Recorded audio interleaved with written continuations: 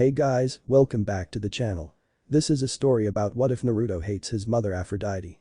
Before I start, please support for more amazing content and do consider subscribing to my channel and share this video with your friends. This is written by PAINX65 and link in description and support writer. Let's start the video. Chapter 1. There once was a story, a myth, a legend, but to others a prophecy. A prophecy that Apollo, god of prophecy along with other domains foresaw. A man who cannot love, a man who has no love or chose not to love. It was ironic seeing as the one who cannot love was the son of the goddess of love. He was loveless. A blonde, spiky hair male with sapphire eyes and unusual whiskers marks on his cheeks. He was currently walking down a random street of New York with a near emotionless look on his face. The blonde was wearing a pale grey robe with a design of red flames on the edges, with a green ribbon showing a curled gold design tied in a loose bow around his waist. Underneath it, he wore a black mesh shirt with red lining and wore puffy black pants that are tighter around the ankles, as well as black sandals to go with the outfit. This was Naruto Uzumaki, former Chunin of Konoha. The 16-year-old was looking at the sights of New York and no one seemed to notice the whiskered blonde as he walked by them. It was almost as if he was invisible to all of them. Naruto came to New York after being sent by his mother here when he was being trained by his godfather Jiraiya, one of the Sannin. He didn't know why this woman kidnapped him before placing him in this weird town where no one had any chakra at all. However, he did meet a few interesting characters. At first he thought they were some of Orochimaru's twisted experiments, but it turned out to be monsters that could only be seen by him and a few others. It was a shame he was in this world rather than the luscious plains where he was training at. He'd rather be in the forest training away from prying eyes, but he decided to do a bit of recon here before he decided if this world's inhabitants would pose a threat to him and the rest of the elemental nations. That was his job after all. As a shinobi, his duty was to serve and protect Konoha and eliminate any enemies or threats. The problem was how he was to get back. His mind drifted back to the woman he met who had long red hair and violet eyes. She gave off a foreign feeling to the blonde, love. She just met him and he could feel the love for him coming from the woman, but he felt indifferent. Their meeting replayed in his head. "My dear Mitsuko," the red-haired woman said as she hugged him, causing the blonde to stiffen. "I'm sorry I had to leave you here surrounded by all this hatred." "Who are you?" Naruto asked as the woman looked at him. "Naruto, I am your mother," she said with a gentle smile. Naruto's eyes narrowed as he looked at her. "My mother is dead, you are not her." The woman looked genuinely sad as she looked at the Chunin. "Naruto, my Mitsuko, I am your mother." "Prove it," he said as he looked into the woman's eyes. "My mortal name was Kushina Uzumaki, your father was Minato Namikaze, and we made Jiraiya your godfather," the woman told her son. Naruto just stared at the woman. Naruto found out his connection with the fourth Hokage who sealed the Kyuubi in him, causing him to have a horrible childhood, and this woman claims to be his mother when he suffered in the village. The woman who claimed to be his mother looked into her son's emotionless eyes and practically saw what he went through. The loneliness and the hate sent his way for holding the Kyuubi she and Minato sealed in him, as well as choosing to close off his emotions from the world as he rose through the ranks at a young age, before becoming a Chunin before the graduation age much like Itachi Uchiha, but only reached Chunin before Jiraiya came for his godson. He practically neglected for his spy network among other things. The woman inwardly frowned at looking through her son's memories via eye contact at his childhood. Growing up without love and taking lives at a very young age compared to others in the elemental nations. "The perverted hermit did say my mother had long red hair," Naruto said, breaking the woman out of her thoughts about his childhood. "Now do you believe me?" she asked. "No. What? If you are my mother, why did you leave me to the wolves, for dead, to suffer through that horrible childhood?" he shouted with the word mother being laced with venom. "Nari-chan," the woman said as Naruto got her off him. "Save it," he said as he looked in her eyes. "I don't need you anymore. You weren't there when I needed you, and now you are here when I don't need you anymore, so why would I need you now?" Ashina, or whatever her real name was, looked down with a sad look. "Naruto, I know you can never forgive me or your father," she began as Naruto stared at her. "But I can give you a better life away from all the killing, a chance to be happy and love." "I am quite happy with my life how it is," Naruto firmly said. The woman looked directly at her son. "Naruto, I am sorry, but this is for your own good, you'll be able to meet your family. If not for me then please at least for your family," his mother pleaded. Naruto looked at her before frowning. "Fine, but I expect to be sent straight back afterwards." The teary-eyed woman looked up and smiled. "Thank you Mitsuko, you don't know how happy this makes me." "Whatever," he then looked at her. "I suppose you were going to send me anyway." The woman rubbed the back of her head nervously. "Haha." Naruto then glared at her. "When I met my family, you will send me back to Konoha."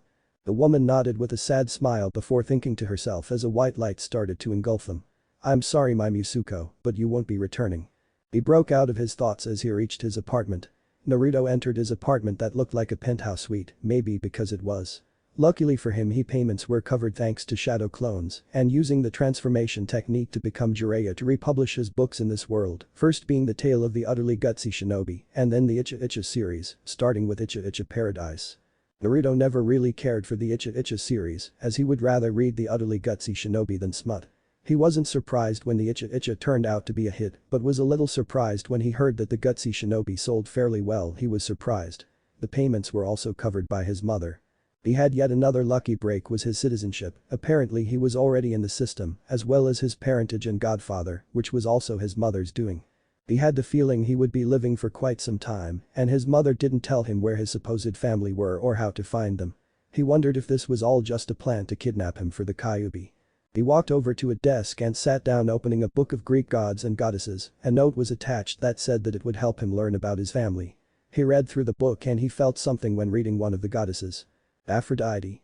Something about it caused him to frown as he read. A goddess of love, where was this goddess when he was stuck in Konoha before being transported here? Then he read about Aphrodite being married to a god called Hephaestus. He liked the story of Hephaestus, mainly because he was thrown off the cliff much like himself, not training with Jiraiya, but when the Kyuubi was sealed in him. They both had something they couldn't control, Hephaestus being a cripple and him being a Jinchuriki. He then read about Aphrodite cheating on her husband, much like a few other gods and goddesses cheating on their spouses. The main lover of Aphrodite was a god of war named Ares. This caused him to frown as he hated war despite being a weapon for it. He had his fair share of kills, but one thing the pervert taught him was about peace. He came to one logically conclusion about this goddess. She was a slut, a whore. It might sound a bit harsh, but that's what he read, or according to the words of a goddess named Artemis, even if it didn't say so in the book. One thing went through his mind. Love was a major factor in war. We go to war to protect our loved ones, we kill each other to protect, but when we kill, we cause someone to lose their loved one and act out in vengeance, getting revenge and continuing the cycle of hatred. It was decided, love was useless. If helped cause wars then he didn't need it. He never experienced love or received love. Iruka might have shown some sort of brotherly bond, but Naruto didn't know if it was real or not. He closed the book and decided to search for his family tomorrow. Looking over to the side he saw a black blade leaning against the wall. Taking a closer look at the sword he took in its design, it was a double-edged sword, unlike the usual katanas in Konoha, it was long like a katana, and the handle and blade were black in color, and sometimes had a black fog around it when he used it. The blade was pretty sharp compared to other swords. You could say it was a gift from the Kyuubi. He and the Kyuubi weren't on friendly or hostile terms, they had a you scratch my back and I scratch yours situation. Since the Kyuubi was a being of hatred and created by said being the sword was a sword of hatred. He didn't have a name for the sword or a scabbard, he didn't really need a scabbard for the sword, but he did find out a good name for the sword though. He decided to call the sword Loveless. Chapter 2. Naruto was currently standing atop of the tall building he was currently residing in as he looked down at the busy streets. Watching the people hurry along with their important jobs of the day. He was almost disappointed. The humans of this world were civilians, no enemy soldiers or any type of powerful threat. Naruto could easily take out these civilians without even trying, hell even an academy student could have an easy time overpowering these people. There was one thing Naruto was disappointed in, the monsters. While the monsters were no trouble for him they proved more of a challenge than the humans of this world. Naruto might have had a hand in taking out the trash of New York when scouting out for threats. They all proved to be disappointing. At least monsters could give him a better experience. He looked down at his hands and coursed chakra through them, in this world he was the only chakra user and therefore his training was limited. He had a few books given to him by Jiraiya to help with chakra control, a beginner's guide to Fuinjutsu that just barely reached intermediate level, basic element manipulation, and the perverted hermit's own theories on some jutsu. His chakra would still grow as he got older, and the training the pervert put him through helped build his chakra also, as well as using the Kyuubi's chakra. Chakra control was hard to begin with, but he was managing. He only practiced Fuinjutsu when he was around the Sannin, in case he was about to mess up and fail, causing him to blow up. Elemental manipulation was hard as he didn't know his own element and Jiraiya's theories jutsu including creating them and a few ideas he was working on. Jiraiya gave them to him as a means to learn and grow, the Kyuubi couldn't help him as the large fox didn't require to use any hand signs to use jutsu because it didn't use any jutsu. If he went to the fox for help, the best thing the fox could do was lend a bit of chakra, healing factor and maybe something from its previous hosts, but the fox probably wouldn't have any information as the last two Jinchuriki never made personal contact with the fox. Soon the chakra control exercises would eventually stop and the basic elemental manipulation would come to an end as there were only 5 elements to use unless you had a bloodline limit. He could practice Huinjutsu, but he wondered if he could manage to not blow himself up along with the whole building. Jiraiya's theories were a bit complicated as it had a few jutsu that interested him and a few he thought could work if the pervert actually went on to make said jutsu. The reason he gave Naruto his theories was also like giving him his ideals of peace, that and it was a birthday gift. He remembered what the super pervert said to him when he handed over this little notepad. Naruto, the white-haired Sannin, said, getting his godson's attention. Yes, Jiraiya. I have something to give you. He then gave a small notepad to Naruto. Is this like the other teaching books? No, this is my theories of jutsu I never went on to create or try out. The older ninja smiled as his godson looked at the book in interest. You're giving this to me? The blonde asked as the perverted hermit nodded. Why? That simple one-word question caused the tall legendary toad sage to smile at him. Because I believe you can finish what I started correctly. You believe in me? He asked, tilting his head. No one said that they believed in him before, so this was new to him. Just like I believe you will carry on my belief of peace, I believe you'll be able to finish my theories. Naruto looked at the sage before looking down at the notepad and for the first time he gave a tiny smile. Thank you, Jiraiya. Naruto sighed to himself as that was the last time he saw the pervert before being dragged here. If he missed the super pervert's company he didn't show it. Looking off the edge he closed his eyes and suddenly jumped off the building. He fell down feeling the air going through his hair, opening his eyes, saw he was approaching the ground. He turned around to see the building and started to gather chakra into his feet and placed his feet onto the building while still moving downwards. No one was able to see the blonde run down the building thanks to a simple jinjutsu he managed to learn, and it probably was the only jinjutsu he could perform, demonic illusion. False perception, Meijin. Nai's Shikaku, a jutsu created by Naruto himself. The jutsu was based on the jinjutsu demonic illusion. False surroundings technique that made a jinjutsu around a person, but Naruto's own jinjutsu put in around him that caused everyone to simply not see him, but still walk around him. It was the only jinjutsu Naruto could perform at this time. He ran down the side of the building with gravity. This stunt he was doing was dangerous, but the fact it was dangerous made it good training in the blonde's eyes. Life-risking stunts with a chance of death gave God his adrenaline pumping, and it caused the will to survive and live as motivation to succeed. Slowing his descent and reaching the bottom he jumped onto the floor as he turned to see a clone look at him with the same expressionless look he had.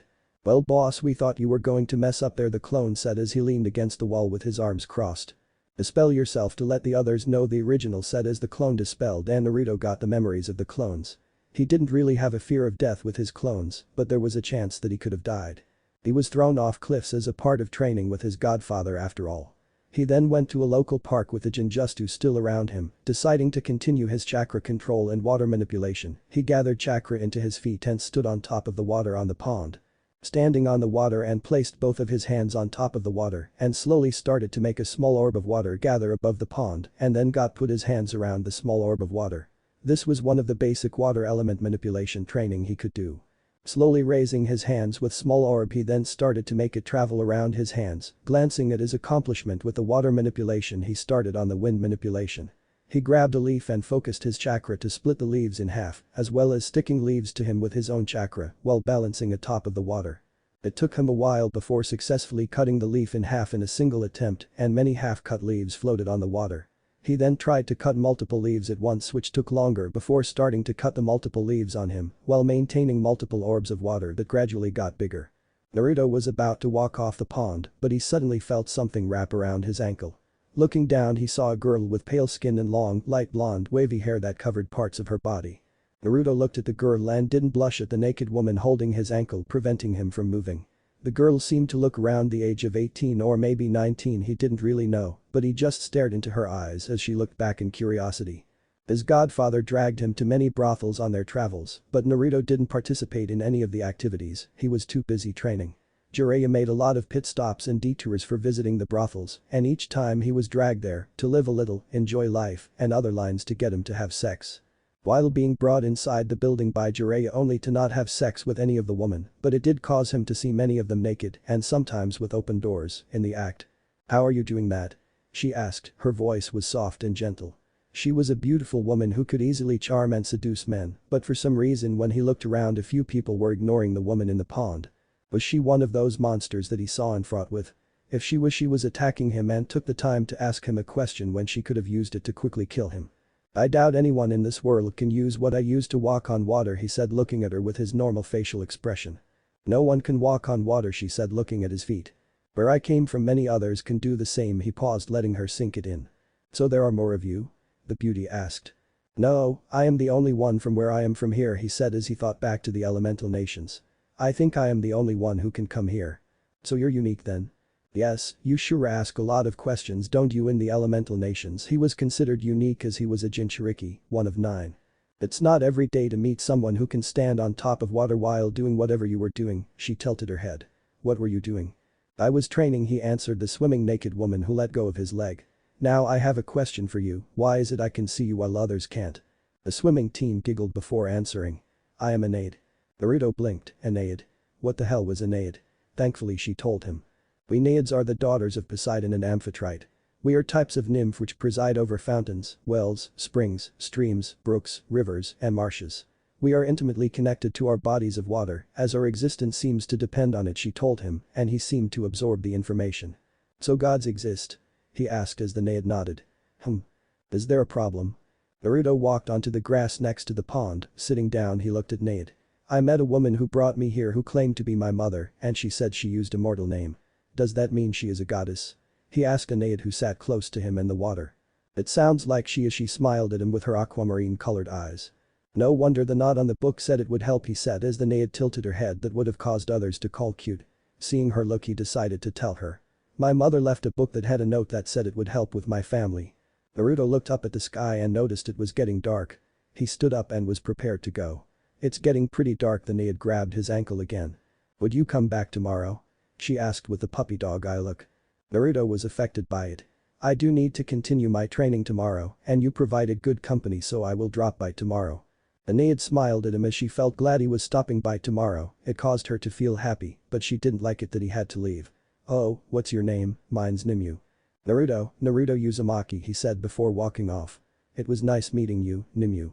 Meanwhile, the woman who claimed to be Naruto's mother smiled.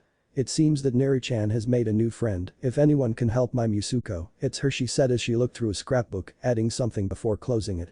After all, her children and Naiads get along very well. Chapter 3. Naruto was in the comfort of his own home. He was currently eating a simple meal for breakfast, scrambled eggs and bacon. When he first looked through his food supplies, he found that there were things like cereal, bread, butter, fruits, vegetables, and many others, but he found that there were more romantic and aphrodisiac foods in the house. Things like chocolate, champagne, strawberries, cherries, honey, whipped cream and many other foods. He then noticed extra separate aphrodisiac foods with labels on them. When he picked up the extra can of whipped cream, he read the label. The label said not for food. Naruto had no idea why it said that, but he picked up a note after placing it back, saying you will thank me in the future. Naruto deduced that he should never return to this cabinet. Naruto grabbed a few slips of paper, a bottle of ink, and a small paintbrush.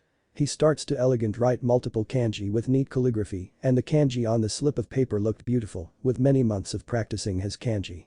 Naruto looked down at his work before bringing a small leaf and placed it on top of the slip of paper.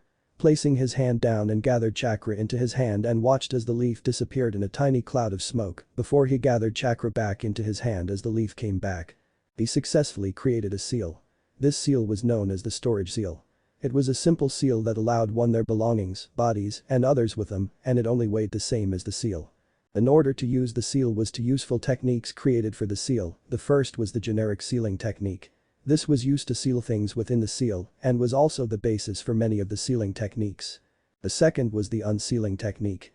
This was used to unseal things that have been sealed like the leaf he sealed away earlier. The storage seal was usually used with scrolls to have multiple slots for something to be sealed. He had a few storage scrolls on him, one with his belongings and the other for his tools and a few blank scrolls. He created storage tag seals as a quicker way to unseal the required object instead of opening the seal before unsealing the required object. He created a few other storage tags and went on to make a seal called the sealing tag barrier. It was a barrier ninjutsu that involves the usage of several sealing tags hidden beneath the surface. Once anybody steps into the area, they get constrained by many thin formula threads. He tested this on his clones and watched as they were constrained by the many thin threads. He stood up and walked outside and put his hands into a single hand seal. Demonic illusion. False perception, he said as the genjutsu settled around him. He then went back to the pond he was at the day before and placing prayer beads around his wrists and ankles and placing his palm against his chest. sealing technique. 4 limbs waiting seal. The weight of the beads increased exponentially, weighing down Naruto's limbs. Naruto then walked onto the pond as Nimue came to the surface. "Hey, you did come back," she said happily as Naruto turned to face her, taking in her body once again. She had big breasts, presumably a D-cup, hip curves, and thighs that could seduce any man or perverted god. Her hair covering her modesty and reaching past her nicely shaped ass. Don't get me wrong, this is the closet place with a big enough body of water for he to practice on, and talking with you with is helping me stay social. Talking to my clones can only go so far before I turn insane, he said before he looked at her. Did your hair get longer? Yesterday it was only up to your upper back. I thought a little change could do me good, she said as she smiled at him before noticing the prayer beads. What are those? These are simply prayer beads used in conjunction with a jutsu that increases their weight exponentially, he told the Nate as he grabbed a few more leaves and creating a shadow clone whom was standing before him. Naruto and his clone both placed the leaves of him and then they fell into a fighting stance. The clone went for the first attack, knowing that they could have a standoff for who knows long. The clone went for a punch that Naruto dodged before retaliating. The blonde and his clone fought on top of the water while they were keeping the leaves stuck to their bodies. It was an exercise to help control chakra when on top of a body of water, and the leaves in combat added more difficult to the task. It was a good control exercise, and with the prayer beads weighing him down, it would only help him in the future. Nimue, who was watching her fellow blonde, had a shocked look on her face when she saw him create a second him before fighting him. There is 2 of you, Nimue said in shock. How can you? Naruto, who was fighting his clone, answered her. That was a jutsu called the shadow clone technique. It lets me create clones of myself, but when they take a hit they dispel. However, with this clone I had placed more chakra, the energy used to use jutsu, to make him stronger to take a few hits before dispelling. Nimue watched as Naruto fought his clone before finishing the fight and she noticed how the prayer beads changed color. Your beads changed color, she said, making the emotionless looking blonde look at his prayer beads. They did change from white to blue. So they did, I thought it would take longer than that, he said before looking back at her. There are 5 colors: white, blue, green, yellow and red. Once they're red it signifies that I am adjusted to the increased weights. Wow, you must be really strong. Naruto shook his head. Far from it, there are many people stronger than me. Naruto kneeled down as he started to create another orb of water. It was weird, water manipulation was much more relaxed and calmer than when he was trying to use wind manipulation, but then again with the gods in this world being real, then it could have made an effect on the 5 elements. Water, like he said, was calm and manipulating it was easier than the other elements he tried so far. Maybe it was due to the fact that there were many gods and goddesses having water in their domains, and with Poseidon being the major water-using god made water manipulation easier. Wind was harder to perform as it was more resistant than water as the water let it happen. It was also shared by gods and goddess, with one of the most notable gods being Zeus, the king himself. It was almost if wind didn't want to be control, but rather be free, to grow and expand, and to be untamable. He dropped the orb before walking off onto the earth. He had 3 other element manipulation training to test, first up was the earth element. He sat down with Nimue looking on in curiosity as he closed his eyes. What are you doing? She asked with her gentle voice. Meditating, he answered emotionlessly. Why are you doing that? I thought you were training. I am training, instead of training with my chakra or with my body, I am training my mind. Oh, Nimue said as she smiled at the Jinchuriki. I suppose it's also for element training. Naruto nodded. For this meditation I required complete silence, he said, getting her to nod when he opened a single eye to see her answer. Thank you. Naruto felt the gusts of wind blow through the park while hearing some animals, birds chirping, cats meowing, dogs barking as they played. It was peaceful, he liked peaceful. He felt the earth itself, it was nowhere senjutsu, but he could feel the energies within the earth. It was so peaceful he almost smiled. Nimue took notice in the slight movement in his lips as she continued to smile at the meditating shinobi. Naruto opened his eyes and placed his hands onto the earth and got small pile of dirt. Using chakra he got the dirt to form a ball before it started to roll left to right while collecting dirt. The ball of dirt didn't get much bigger, but Naruto didn't mind or wanted the ball of dirt to get too big. Earth was less resistant than wind, but more than water. Earth was a part of nature, which meant plants, fertility, seasons, etc. The element was shared by more gods and goddesses than the wind element and less than water. The earth was kind of stubborn in a way. Next was fire, the uncontrolled, destructive element that burned all in its path, considered the strongest of the 5 elements in a way, especially in Konoha, as it was the main element in the land of fire, his birthplace. Picking up a leaf, he lit a small flame onto the leaf and used his chakra to keep the fire from spreading. While fire was a force to be reckoned with, it also represented desire, security, drive, passion, and an outgoing spirit. Fire was a double-edged sword, play with fire you get burned, but if you can control it, you would learn that it has many talents aside from burning everything to nothing. Not many gods or goddess were associated with fire, Hephaestus and Hestia were the two main gods and goddesses associated with flames. Fire was tranquil, kind, makes you feel warm, a lot of emotions within it. Like water, it was one of the easiest to manipulate, probably because of Hestia's influence. The last element was lightning. Like fire, lightning also didn't have much gods or goddesses who were associated with lightning. Zeus was the main known god of lightning. Lightning elemental training was harder. One way of lightning training was using static electricity, but controlling it when to shock someone or thing. There are other ways for lightning elemental training. Naruto brought his hand up while gathering lightning chakra. He pointed his finger forward as he tried to force the lightning to surge around his finger. Naruto learned that lightning was the hardest element to control, probably because Zeus didn't like anyone using his element. Lightning was much like wind, wanting to be free but also uncontrollable like fire. Naruto stopped when he saw a line of electricity surge around his finger. It wasn't much, but at least he managed to make lightning to appear. Using the elemental jutsus were much more easier than elemental manipulation. Maybe it was because the hand seals took care of the elements. 5 elements, you can control 5 elements? Nimue asked. No, this is elemental training that will help me find my elemental affinity and helps with an elemental jutsus in the long run, especially when I make some jutsu. Make jutsu? Naruto nodded. Yeah, make techniques like my shadow clone jutsu, but with the 5 elements. Even though I can use the 5 elements with hand seals, the manipulation training or nature transformation is one of 2 necessary components for creating or modifying a technique. One of 2, then what is the other one? Shape manipulation or shape transformation? Shape manipulation. What good is manipulating shapes? The Nade asked. Well, nature transformation changes the nature of the chakra, shape transformation changes the actual form and movement, altering its abilities, Naruto said.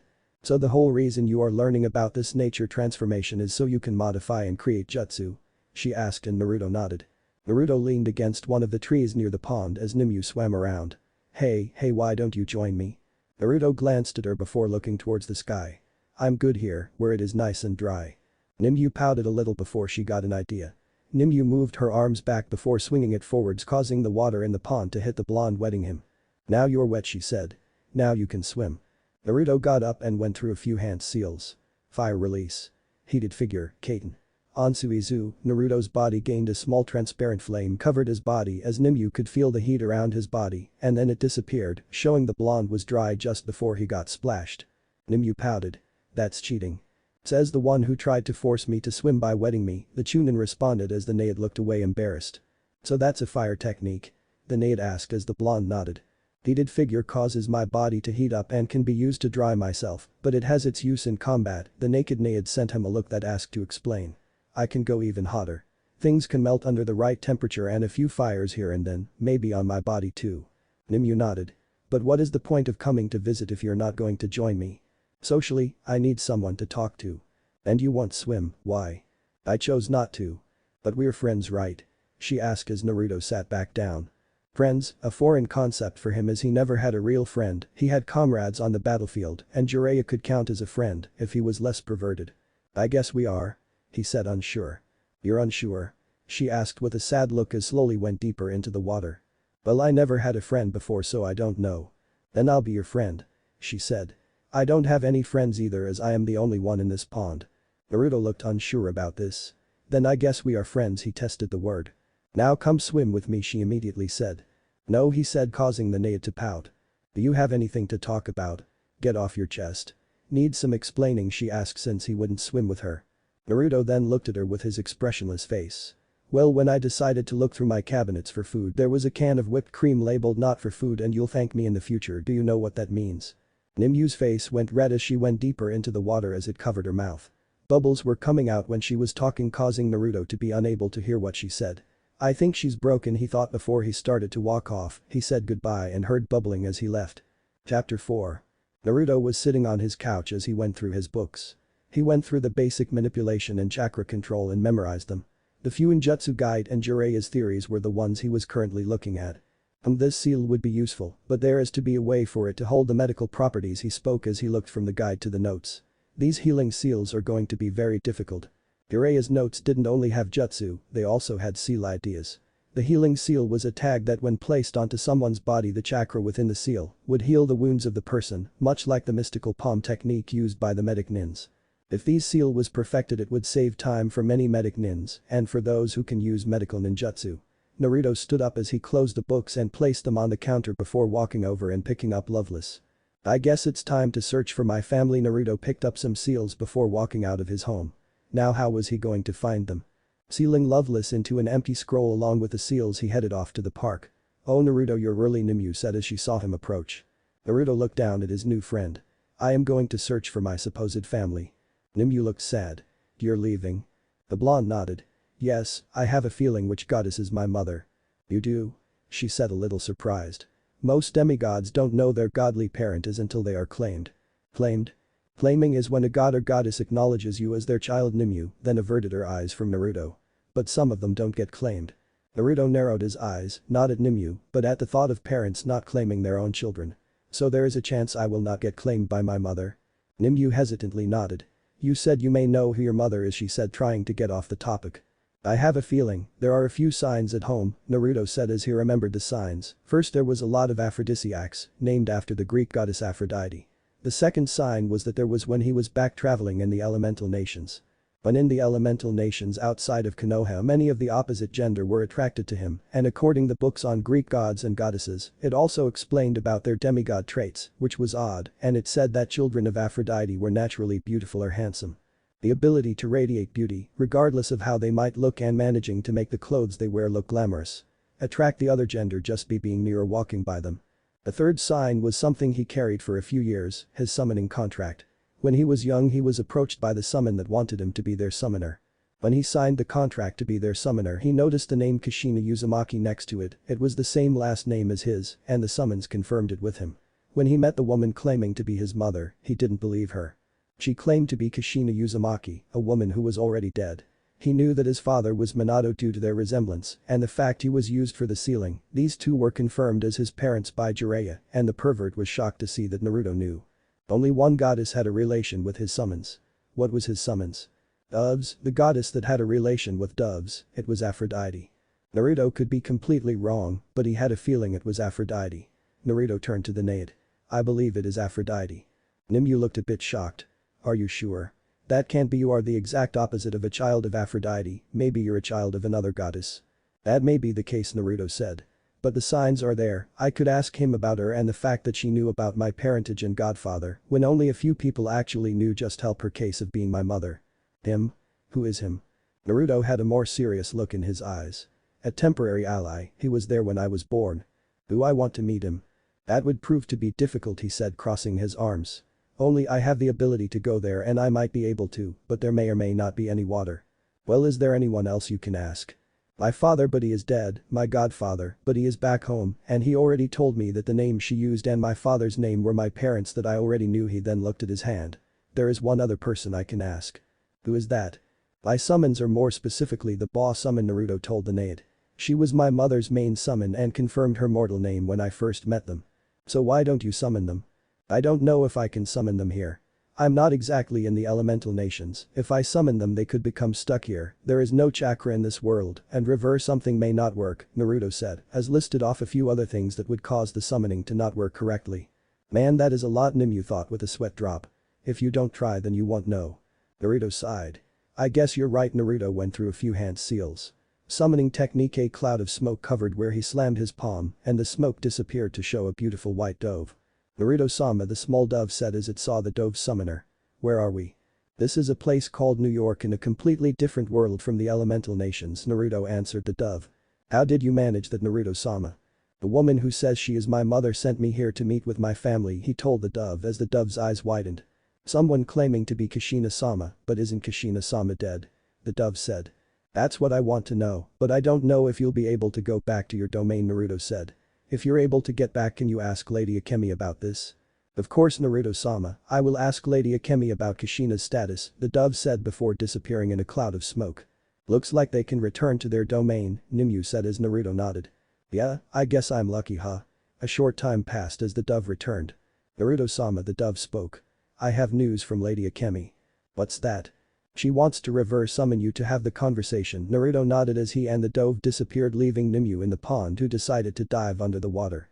Naruto and the dove were now in the summoning domain for the doves. In front of Naruto was an elegant, large white dove the size of Jiraiya's main summon Gamabunta, but just a little smaller. Lady Akemi. Naruto bowed. Naruto-chan, she responded, bowing her head at the young summoner. I heard that you wanted to talk about this woman. Yes, I do, Lady Akemi, Naruto said as he explained, meeting the woman who looked and claimed to be Kushina, his mother. I'll check the summoning scroll. Akemi summoned the scroll before her and saw that the scroll was lightly crossed over. According to this, she is dead. The only other way for this to happen is if she broke the contract herself. Did she tell you anything before she died? Naruto asked as Akemi shook her head. I'm afraid not. She then became more serious. There is something we found out. What's that? Since we are in this New York, we are unable to summon ourselves back to the elemental nations. Akemi spoke seriously. So there is only one way back, and that's through her. Naruto thought. I wonder if this is also her doing as well. She is the Lady of Doves after all. So Naruto-chan, what are you going to do? Well, this woman wanted me to meet my so-called family after walking into my life when I no longer required her and sent me to New York, Naruto told Akemi. My best chance is to meet them so she can send me back. Are you sure this is a wise idea, Naruto-chan? Akemi spoke, concerned about her summoner. Yeah, I'm pretty sure. Is there anything else you can tell me about this woman? Akemi asked as Naruto started to tell her she knew his secret parentage, that she was apparently a goddess, and that Aphrodite, goddess of love and Lady of Doves, was his mother. Akemi took this information in and wondered herself if Kushina was indeed alive, goddess or not, she would have to have a chat with her, Lady of Doves or not. I'll be going now, Lady Akemi, Naruto said, breaking the boss summon out of her thoughts. Take care, Naruto-chan. She watched as Naruto disappeared in a cloud of smoke. Kushina, if you're alive, you have a lot of explaining to do, Akemi thought. Knowing of Naruto-chan's birth parents is a secret only known to 6 people, not including Minato and Kushina, Aphrodite or whoever you are. If you are Naruto's mother, she left her last thought trailing off. Naruto appeared back at the pond as he saw Nimue resurface. Naruto, you're back. How was your trip? Naruto glanced over to Nimue. It was fine. Did you learn anything? Not really, we talked about Mystery Woman and that the only way to go back home is through my mother, Naruto said. I see, are you leaving now? She asked as the blonde ninja nodded. Stay right there. Nimue then dived under the water before coming back up holding something. What's this? He asked as he was given the wrapped object. It's a present. A present? Why would you give me a present? Don't you remember, Naruto? We are friends, remember? She giggled. Oh yes, I remember. Open it. Naruto then opened the present to see a sword. It was thinner than Loveless, and the blade was slightly shorter as well. It was a double-edged sword like Loveless, but the main color of the blade was silver with a hint of blue. This sword is well made, Naruto said as he inspected the blade. Did you make this? Nimue nodded. I did. Why are you giving me this blade? Even though you probably have weapons and with your chakra abilities, I thought it would better be more safe than sorry. I hope you like it, she nervously said. It is a lovely blade, Naruto said with a small smile. It must have took some time to make. Nimue had a small blush on her face. That blade is also enchanted. Enchanted? Naruto said back to his emotionless expression. Walk onto the water, she instructed as Naruto walked onto the water. Now place the tip of the blade on the surface of the water. Naruto held the blade upside down as the tip was touching the surface, causing a little ripple. Now send some chakra through it, it should also get your demigod power. Naruto did as instructed as the silver blade gained a light blue glow as another ripple was sent through the water. Naruto watched as the water and looked over to Nimue. What was that for? This sword has a unique ability. The first is when it touches water it absorbs it for power, the same as putting the blade in the water, and the stronger the glow will become until you unleash it. It is stronger when you put in the water and wait a while. The second ability is that when touching the water you can make your reflection turn. Connect here so we can communicate, Nimue said proudly. Is there any other features? Naruto asked. There are more abilities, but you'll just have to figure them out yourself, she winked at him. Naruto looked down at the sword. Great, now I have 2 swords only knowing their basic abilities. The Kyuubi said that I'll figure out the rest for Loveless later on. He looked back up to the proud Nade. Does it have a name? Nimue blinked. I know, I'll call it Torrent. Strong and fast moving, overwhelming, Naruto said. Good choice. Naruto walked off the water. Good luck, Nimue said as Naruto nodded and gave a wave. Now it was time to find his so-called family, but where to start? After walking through a street he noticed that he was being followed. Chapter 5. Naruto turned into an alleyway when he noticed someone following him. His follower turned into the same alleyway, but when the person looked around Naruto was nowhere to be seen. The follower's breath hitched as a cold blade pressed against their neck. Looking down to see a black blade, Naruto spoke. Why are you following me? Naruto coldly spoke. The person with the sword to their neck was a male slightly shorter than Naruto and was wearing what seemed to be fake feet. "Two was looking for you." Naruto's eyes narrowed as the blade pressed against the male's neck harder. "Why?" It's my job," the male spoke in fear. "I am tasked to bring you to camp." "Camp? Tell me about this camp." "The camp for half-bloods, children of gods and goddesses." The male started to panic as the blade threatened to slice him. "I am a satyr, I was drawn here by your scent, but I was unable to find you till now." The male released a sigh of relief as Naruto removed the blade. "Then you are of use to me," Satyr Naruto said as he sealed away Loveless. When the male turned around to see the blonde, he was stumped to see the blade was no longer there. Naruto looked at the satyr. "I know you have questions.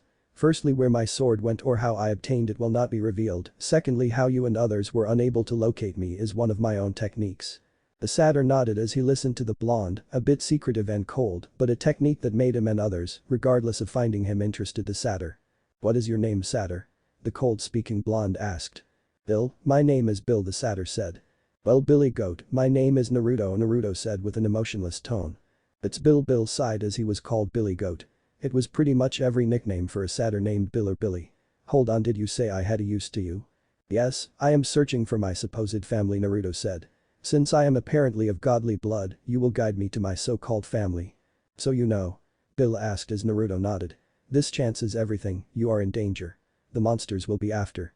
"I have killed my fair share of monsters," Naruto interrupted. "If you forgot, I almost killed you, and did you forget my blade?" Bill looked sheepish. "I kind of did." "No matter, let us be off," Naruto said as Bill nodded. Naruto and Bill walked through New York before Naruto spoke up. This seems to be slow, let us take to the skies." Bill turned around to Naruto very quickly. "What?" Naruto, without turning to Bill and continuing to walk on, spoke. "I have a friend that'll let us fly." I don't think that will be a good idea," Bill said as they entered into a forest-looking area. Suddenly a roar was heard, and when they looked back they saw a minotaur charging at them. Naruto stared at the beast charging towards them. "You again? I killed you how many times and you still come for more?" The minotaur just roared in anger as it charged. Naruto easily dodged to the side and brought out Loveless and slashed at its back. When the minotaur turned around, his sword pierced its heart. The beast looked down and saw the blonde before it burst into dust. Bill's jaw dropped as Naruto easily killed the minotaur and picked up the horn before he put it away with the sword. "How many times have you killed it?" "I killed it 6 times now," Naruto said as Bill looked gobsmacked. "I fought my opponents much tougher than that thing." Much tougher," Bill gulped at the thought. "We are losing daylight," Naruto said as he left Bill behind. Hey, wait up." Bill yelled as he ran after the blonde. Naruto looked down at the prayer beads around his wrists and ankles. They changed color again. Now the blue beads were now green, just 2 more colors to go. "Do you have any abilities, Billy Goat?" "My name's Bill," Bill deadpanned. "Well, we can detect both half-bloods and monsters by scent, but not underground. We can control nature to a degree by playing music on reed pipes." Bill held up his own reed pipes as Naruto nodded. "We can talk to animals and some monsters. We have animal-level hearing and smell, run at superhuman speeds, along with climbing. We can sense nature magic like the golden fleece, pan, etc. We practice woodland magic, eat recyclable material like tin, plastic, etc., as well as wood and grass." Bill listed off as Naruto just listened. "When we die we are reincarnated as flowers, plants and trees. If I'm lucky I'll become a laurel. Oh, and we can sense the emotions of demigods and mortals." "That's quite a skill list. I do wonder what can you sensing from me?" "That's the thing, I can't sense any type of emotion from you," Bill said as he ran a hand through his black hair. The dark-skinned satyr stretched his goat legs as he turned to the demigod. "Why is that?" "Emotions aren't useful on the battlefield," Naruto told the satyr, leaving no room for questions. Bill's nose twitched as he turned around to see a hellhound jump at Naruto. Before Bill could yell out to Naruto, the hellhound fell to the ground dead before it burst into dust. Bill looked at Naruto holding the same black blade that was pressed against his neck. Just by looking at the sword, Bill could tell he didn't like the aura emitting of the blade. The dark aura from the sword scared him, and he could feel the hatred roll off it. Naruto sealed the sword away as he looked towards Bill. "We can either fly or walk, your choice." "I rather walk, for safety from the skies," Bill told the demigod in front of him. Naruto just shrugged. "I can fight this way, so it was a win-win no matter what you chose." Bill stared at the emotionless demigod. "I wonder what this guy went through to become something like this," the satyr thought. The demigod-satyr duo was doing alright as Bill asked Naruto another question. "Hey Naruto, you said you had a technique to make yourself unable to be located. Do you think you can use it on us?" Bill asked. "No, the technique was meant for one person only," Naruto said, causing the satyr to sigh. Damn, that would be lucky if you could make it for more than one person, Bill said as his stomach demanded more food. Naruto pulled out a storage seal and placed his chakra into it as an apple popped out. Grabbing the apple he threw it over towards the satyr. Don't say I never give you anything. Bill grabbed the apple and looked over to the blonde. At least he isn't heartless, he thought as he ate the apple. The blonde was actually a nice guy, cold but nice. After a long walk, Bill looked up and smiled. We are almost there, camp is just ahead. I wonder if camp had any decent fighters, Naruto mumbled.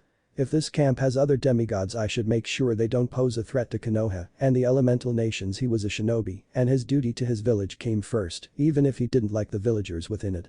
Naruto, let me be the first to welcome you to Camp Half-Blood, Bill said as they entered the camp. Naruto looked around as Bill pointed out many different things.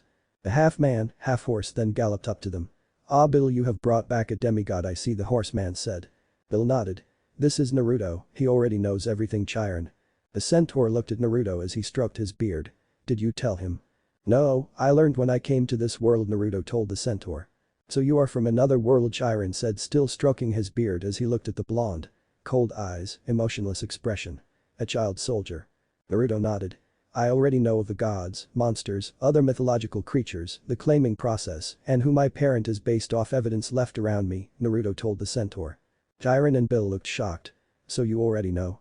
I am 95% sure that Aphrodite is my mother, Naruto said. The only reason I came to this camp is to meet my family so she can send me back home. You don't need to worry about my protection, I have combat experience. Chiron looked at the demigod. Most don't know their parent until they are claimed. He could tell the blonde had a lot of combat experience as a child soldier, and when Bill started to talk about how easily he killed the Minotaur 6 times along with other monsters, shocked was an understatement. So your mother won't let you go back to your world until you meet your family? Chiron asked as Naruto nodded. Chiron then led Naruto over to what was called the big house, and Naruto met Mr. D. Mr. D, Chiron said, getting the man drinking a cola to turn to him who spotted the blonde. Oh great, another one, Mr. D said. Who is this one, Chiron? This is Naruto, Chiron said as Naruto told the centaur his last name. Uzumaki. Naruto Uzumaki, he already knows of everything from monsters to gods, the claiming process, everything. If Mr. D was surprised he didn't show it. He stared into the eyes of the blonde and saw something that made him smile. The blonde was not a hero. Naruto had the eyes of a soldier, a killer. Someone who would kill someone close to them if it meant the success of a mission, kill a life to save more lives. He didn't place restrictions on himself like the other demigods and heroes who wanted to save everyone. Not a single emotion was in those cold blue eyes. So he knows everything about this? Mr. D asked as Chiron nodded. Even his mother, Chiron said as Mr. D looked at the centaur. Take him to the cabins, I have a feeling he is going to be claimed soon, the god said as he drank his cola, wishing it was wine. Chiron led Naruto to the cabins and told him to look around, and Bill decided to show Naruto the cabins as well. These are the cabins, Bill said as he waved his hand over each cabin. Naruto was about to say something when a group of demigods walked over. Look, Anubi, a male spoke. You know the rules, the female spoke as she walked forward. We have to give him the special welcome. One of the males went to grab Naruto as he coldly stared at them before he appeared behind the male holding Loveless as the male fell down as blood shot out from his back. Many onlookers had looks of shock when they witnessed how easily the blonde took out the child of Ares. You bastard, a male said as he charged at the blonde who sidestepped and kicked the son of Ares onto the floor. The female and leader of the group watched a blonde who turned to her with a cold look in his eyes. She watched at the one who was kicked down, went to attack the blonde who turned around and stabbed the son of Ares in the shoulder with a black blade. That's enough. Chiron said as he galloped over and saw the two bleeding sons of Ares as Naruto sealed away his sword. What is going on here? Naruto looked up at the centaur. I was attacked and I retaliated, he said. If attacked by an enemy it is best to kill your opponent before they get a chance to come back. Naruto, Chiron called out the blonde's name. Well, you are in camp, you are no longer a child soldier. When Chiron said this many gasped at the revelation. No more fighting or killing. If you are forced to fight, fight unarmed, Chiron said. Someone take this two to the infirmary. As the two sons of Ares were taken to the infirmary, a pink aura surrounded Naruto and a symbol appeared above his head. He is claimed, Chiron said. All hail, Naruto Uzumaki, son of Aphrodite, goddess of beauty, love, lust, desire, sexuality and pleasure. When the pink aura disappeared, Naruto was nowhere to be seen until they saw him appear from behind a tree looking complete unchanged. Most people who saw the one-sided fight were shocked that he, a soldier, was a child of Aphrodite. I was right, she was my mother, Naruto said. Now where is my family? Bill then pointed towards the pink cabin as Naruto's eyebrows twitched. I am not entering that abomination. Bill just patted Naruto on the back as Naruto walked up to the cabin.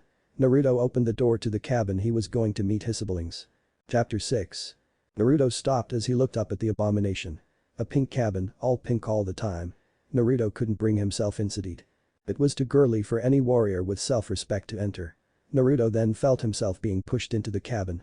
Naruto turned around to face a girl around his own age with long black hair and blue eyes. "So you are our new brother," she said as she looked at him. "Quite a display back there." "Who are you?" Naruto asked the girl who pushed him into the abomination. "Isn't courtesy to give one's one name first?" she asked back. "You already know my name," Naruto said as he crossed his arms. The black-haired girl smiled at her brother. "I'm Selena Borgard, welcome to what you can call home." Naruto looked around the cabin as he heard Selena speak. "I'm quite surprised you dodged our mother's claiming." "You mean that pink aura?" Selena nodded. "Most people get changed by the aura, but you managed to avoid it." "Changed?" Naruto asked as he narrowed his eyes. "It's nothing dangerous," Selena told Naruto. "Just makes you look prettier, better looking clothes, etc." Naruto turned to see others in the cabin. Selena walked past Naruto to the others. "Let me introduce you to your new siblings." "Siblings?" Naruto thought. "This is Lacey and Mitchell." Selena pointed to the male and female. "This is Drew." She pointed to a female before she listed off 9 other sisters and 4 other brothers. Naruto, while he had an emotionless expression on his face, his thoughts were different. Siblings? He have brothers and sisters. "I have met my family, so I should be sent back to the elemental nations soon," he thought as his fingers slightly twitched before they formed fists. "She slept with other men and had kids. Did she love my father or was he just a thing? Did she use the form of Kushina with other men? I knew Aphrodite was a whore, but," Naruto thought angrily. "She slept around with men. She cheated on her husband with Ares and also with my father. She married my father. There is a marriage certificate to prove it. She cheated on both her godly husband and mortal husband. These people are not my siblings, but they didn't choose to be her children." "Do we have any unique abilities to being a demigod?" Naruto asked his sister. Selena took on a thoughtful expression before answering. "As children of Aphrodite we have magical control over clothes, makeup, and jewelry. Have the ability to change our physical appearance, ability to speak fluent French, possess high social abilities and awareness, the ability to use permanent makeup on others, the ability to curse people, so all of their clothes are 2 sizes too small for them, and we have the absolute control over love and desire, or called amakinesis. Selected children of Aphrodite can influence others with the strength of their voice. This ability is called charm speak." Naruto listened to all the abilities and he was very disappointed. A majority of those abilities he would never use as he would live. He had no use for stupid clothes cursor control over them, but if he could control a necklace to strangle his opponent, then maybe he would reconsider it, but it was useless right now. Changing his physical appearance would not do him any good, as his transformation technique was a real transformation unlike other ninjas back in the elemental nations. He rarely talked to anyone and he was already aware of his surroundings. Speaking French was useless as he would just go back to Konoha where they can't speak French. The permanent makeup sounded stupid to him, and the control over love. He didn't need it anymore, but if he could use it on opponents then it might provide useful. Charm speak, however, was the most useful ability he heard. It sounded just like Shisui's Sharingan ability, the Kodamatsukami, a Sharingan ability that casts a powerful yet subtle mind-controlling genjutsu on the target. It allowed the user to enter the mind of any individual within their field of view and manipulate them by giving them false experiences, making it seem as if they were doing things of their own free will. This left victim being entirely unaware that they are being manipulated. The majority of those abilities are useless, Naruto said as his siblings looked at him, with his sisters being in shock more than his brothers. "While some are useful to you, they are not to me. A few abilities could be useful if I can use them in combat, mainly the attire control and amakinesis. I got techniques that put those useless abilities to shame. However, the charm speak is the only ability that interests me, the power of mind control. If it's like that move, then it is even more useful." "Hey, the other abilities aren't useless," one of the females yelled out. "Like you can change your appearance." Naruto then turned into her before turning back into himself. This caused many to shut up. If he could do that, the other abilities of being Aphrodite's children were useless to the child soldier in front of them. Judging by his character, all but 3 were useless. 2 having to be combat tested first. Naruto's brothers and sister were uneasy around the blonde, except for Selena, who was still uneasy but much more controlled and better off than the rest. Most of them were afraid. "How does one know you have gotten the charm speak ability?" he asked as Selena shrugged. "No one has yet to get charm speak here. There are some records of some others having it, but we don't know much. I can get you some of the records if you want and I can tell you what we know." Naruto nodded. "That would be necessary." Selena laughed. "Don't worry, just call me Selena until you get used to it," she told the blonde. Charm speaking is a rare type of hypnotism ability that chosen children of Aphrodite possess. I don't know if it can be taught though, she said as she walked over to a trunk and started to search through it. Charm speak can be a very powerful weapon as it can make people do anything on command, Selena told her brother. Ah, found it, she then passed the old book towards him. Charm speak is a type of hypnotism or persuasion in which it allows the speaker to convince someone else to do or get whatever they want. The strength of the command depends on the tone and the emotion of the charm speaker's voice, as well as their skill with it. Naruto read aloud. Eventually, charm speak wears off, and the person has no recollection of why they did what they were commanded to do. For those children of Aphrodite blessed with this gift, they may not realize that they are using this ability, usually not trying to put any power into their words, though they can still charm speak other people. Naruto noticed that the charm speak could be changed to fit similar with the Kodomatsu Kami. The Sharingan ability was more powerful as it didn't wear off, at least not to his knowledge, and didn't have much if not any weaknesses. Charm speak could be negated through a number of ways. A diminished effect on other charm speakers, neutralized by the power of gold. People with strong wills or intentions are unaffected, and the more powerful the being, the stronger their resistance is. If someone is aware of a person's ability to charm speak, then it will have a reduced effect as they will be on guard in case it is used on them, and finally those of the same sex would have resistance to it. Naruto had a lot of weaknesses to strengthen if he gained or already had the ability. He would have to practice the power against other charm speakers, against gold, overpowered others' wills with his own, overwhelm a person expecting it through sheer power, and even against the same sex. The weaknesses of charm speaking made it less desirable than the Kodomatsu Kami, but it was extremely useful nonetheless. The child of love wondered if he channeled chakra into his voice to use charm speak. Naruto handed it back to Selena before he channeled chakra into his voice. Thank you, Selena, why don't you have a nap on your bed? Selena looked at Naruto. That is a good idea, thanks. Selena then walked over to her own bed and she lays down on it. That was a chakra-filled voice, now for one without chakra. He turned to Drew, who decided to read a book. Hey Drew, mind if you can show me the permanent makeup? Drew got up and showed Naruto the magical makeup. Naruto didn't care for it before he spoke to Drew again. Go sit down, Drew complied, and she did. Are you okay? When Naruto said this, Drew looked at him. I'm fine, Naruto tuned to Lacey, whose mouth was in an O shape. Naruto put a finger to his lips, which looked a little odd seeing his face was emotionless. Don't tell them just yet, Lacey. Lacey nodded as Naruto stopped using the charm speak. Naruto now knew how to use charm speak pretty easily, as long as you will it or use chakra in your voice you could use it. Naruto's next goal is to make it like the Katomatsuki, polish the weaknesses to zero, and to make it work through eye contact. Huh? I fell asleep.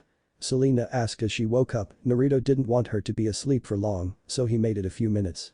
You must have been drained, Naruto said as Lacey stifled a giggle. Lacey was like her brothers and sisters, except Selena, afraid of the blonde after he wounded the two sons of Ares, but after watching the blonde mess with Selena and Drew with charm speak, her cold-hearted, emotionless brother wasn't so bad after all. He was actually pretty nice and fun in her opinion, especially after that. Must have, Selena mumbled, unaware of being charm speaken. Is there anything else of this cabin I should know, besides it needing a paint job? Selena gave a laugh and Lacey giggled. Even serious, he managed to make them laugh, and he was serious about the paint job, they could see it in his eyes.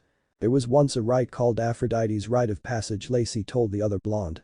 Aphrodite's Rite of Passage sounds stupid. It is, Selena said.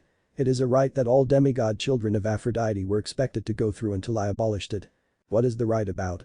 It was tradition of an Aphrodite camper making a person fall in love with them and then breaking that person's heart, Selena said as they heard Drew. The tradition that you abolished, she said. We should have kept it. The two were about to argue before Naruto spoke. Love is useless anyway, this caused the three to look towards their brother. What do you mean love is useless? Lacey asked, confused. Love is a worthless thing, look at what love gave us, Naruto said. We go to war to protect loved ones, and we start war to ensure our loved ones stay safe. Love is just another factor in war. But love is also a key factor in peace, Selena told the blonde. That may be true, but as long as our precious mother stays with the dumb war pig, then love will always have a place with war, Naruto said as they heard he spat out the word mother like poison. Selena saw something within the blonde she knew far too well. You were never shown love, were you? Naruto glanced at her. That is true, in my whole town I was seen as a demon and no one showed me any love until after I have discarded a useless emotion. A few people came to mind from Konoha, the few people who showed him any positive emotions or didn't treat him like a demon. Jiraiya was the main one. Lacey looked at her brother when she heard of him being treated as a demon by the whole entire town. Aw, it's alright, she said. You're no demon. What are you doing? He asked as he looked down at Lacey. Hugging you, she replied. Lacey gasped at the confused look Naruto sent her way. You never had a hug before? Her answer was when Naruto shook his head negatively. What kind of life did you go through, Naruto?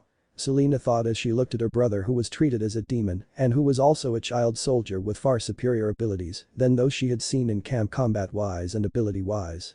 Please let go, Naruto emotionlessly said. No. Lacey defiantly shouted back. Selena just laughed at the scene while Drew decided to leave. Selena could tell that things would get very interesting with a whisker mark blonde wait whisker marks. Now this was even more interesting. Chapter 7. Whisker marks, what type of person would have whisker marks? Naruto apparently, were they birthmarks or were they scars? Were they branded onto him by his hometown who called him a demon?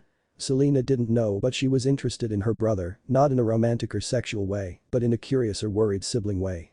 Besides, the gods didn't care for simple things like the sibling boundaries when it comes to love. Hell, they married each other, brothers and sisters. Zeus and Hera being the two most recalled of. It was kind of funny seeing how little Lacey attached herself to the expressionless blonde. They were the only two who weren't still afraid or uneasy around him. Drew was also fine with the blonde, but Selena could tell that she was more afraid than Lacey and herself. Mitchell and their other brothers and sisters were still afraid, but seeing how Lacey was acting around Naruto and him not doing anything calmed down the worried demigods of Aphrodite. Selena looked at her new brother acted, and it was pretty funny how he tried to get Lacey to stop hugging him. Soon Naruto got out of Lacey's hug of happiness and went towards the door. Where are you going? The head counselor of cabin 10 asked the newest member of the cabin. The train, he replied as he walked out the door. Selena sighed before getting up. Are you going to follow him? Lacey asked as Selena nodded. Selena walked through the camp and some campers looked a bit uneasy with how Naruto acted, but some looked impressed like her best friend Claris, a few from Athena, a few from Hermes and Apollo, and lastly some from Hephaestus. The sight she walked into was her brother standing on the surface of water. How did he do that? Selena knew her brother was different when he showed off the ability to transform into someone else. This just made Selena wondered. Naruto, still looking in front of him, called out to Selena. May I help you? Selena jumped a little when he called out her name. She didn't expect him to know she was here so easily. I got a few questions. Naruto stopped what he was doing and turned to his sister. Questions? What type of questions? For starters, why do you consider our abilities useless, and how are you doing that? Selena pointed to the water he was standing on. Naruto walked forward towards Selena as he answered his sister.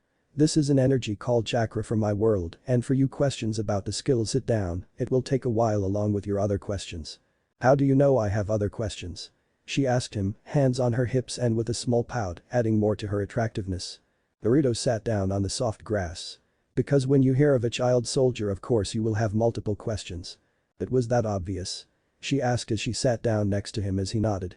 What was that you said about another world? Nothing to concern yourself for now, he told her. Now onto the abilities. As you saw, the ability to change physical appearance, I can become someone else entirely regardless of gender.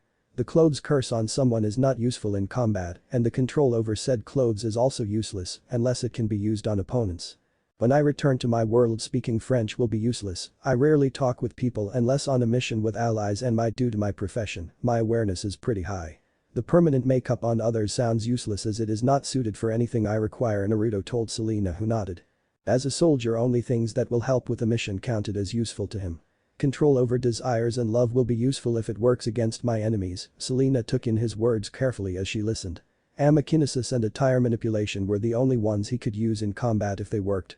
Imagine someone wearing a scarf or a necklace, then suddenly being choked by said scarf or necklace, or being unable to move with shoes or boots stuck to the floor.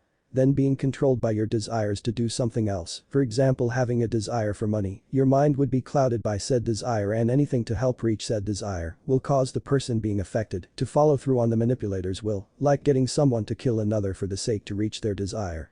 What about charm speak? Selena asked Naruto. As you recall, I said that the charm speak was the most useful as it is mind control, Naruto told the daughter of Aphrodite. Besides all the weaknesses and the fact it wears of it is a powerful tool. I know of the weaknesses, but you said something about if it was like that move it would be even more useful. There is a technique back in my world only known by one single person through his eyes that is like charm speak, but through eye contact and with no weakness, and can last for the victim's entire life. Selena's jaw dropped. Something like that did, but the charm speak ability to shame. So what are you doing out here? And by that I meant what type of training? Naruto allowed a small smirk on his face that Selena saw. I plan to recreate the same eye technique. Selena gasped. You have charm speak. Naruto stood back up as his smirk disappeared, leaving an expressionless face once again. That I do. Selena was amazed that Naruto had the charm speak ability and wondered how powerful he would make it, like the no word, eye contact, no weakness eye ability. "Your whisker marks, are they real?" Selena asked. "Or is it scars or from a branding from your town?" Naruto touched his whisker marks. "They are not scars or some type of demon branding, they are birthmarks." Selena then got a mischievous smile. "Well, I'll leave you to your training," she said as she walked away. When Selena got far enough away, she smiled. "I can't wait to tell Lacey about them." Naruto turned back to the water and unsealed torrent from his storage tag and walked forward onto the water and pointed the blade downwards as the tip of the blade touched the water, causing a single ripple to spread through the water. Naruto's reflection started to change. "Ah, Naruto," the reflection of Nimue said as she saw his friend. "Are you at camp? Did you find out your mother? Was I right or wrong? Did you meet your siblings?" She started to ask question after question. "Nimue, calm down," Naruto told the Nade, who calmed down. "I'm at camp, I was right, you were wrong, Aphrodite is my mother." Nimue crossed her arms and pouted, she thought she was right. "I met my siblings, I'm indifferent about them, but I can't say I like my dear mother," Naruto told the Nade. "But she is your mother, Naruto," Nimue told the blonde. "But I can understand why you would hate her." Naruto's eyes narrowed. "She cheated on both her godly husband and mortal husband." Nimue gasped. "She married a mortal?" Naruto nodded. "I have the marriage certificate back home, he could easily get it as he brought his possessions with him. She slept around with men and had other children when I was left all alone suffering in that hellhole of a village. Do you know how hard it is to hear that your mother is alive, who left you in a place that wanted you dead while she went around and had more kids?" Naruto said with anger filled his voice. "How many times did she sleep with someone in the same form of Kushina? Does she even love my father, or was he just a thing to her?" Naruto's eyes turned from their cold dead blue eyes and turned into a raging red with a black slit. "Does she even love her children, or are we just fucking mistakes to be discarded? Why did that whore leave me in a place she knew I would be hated?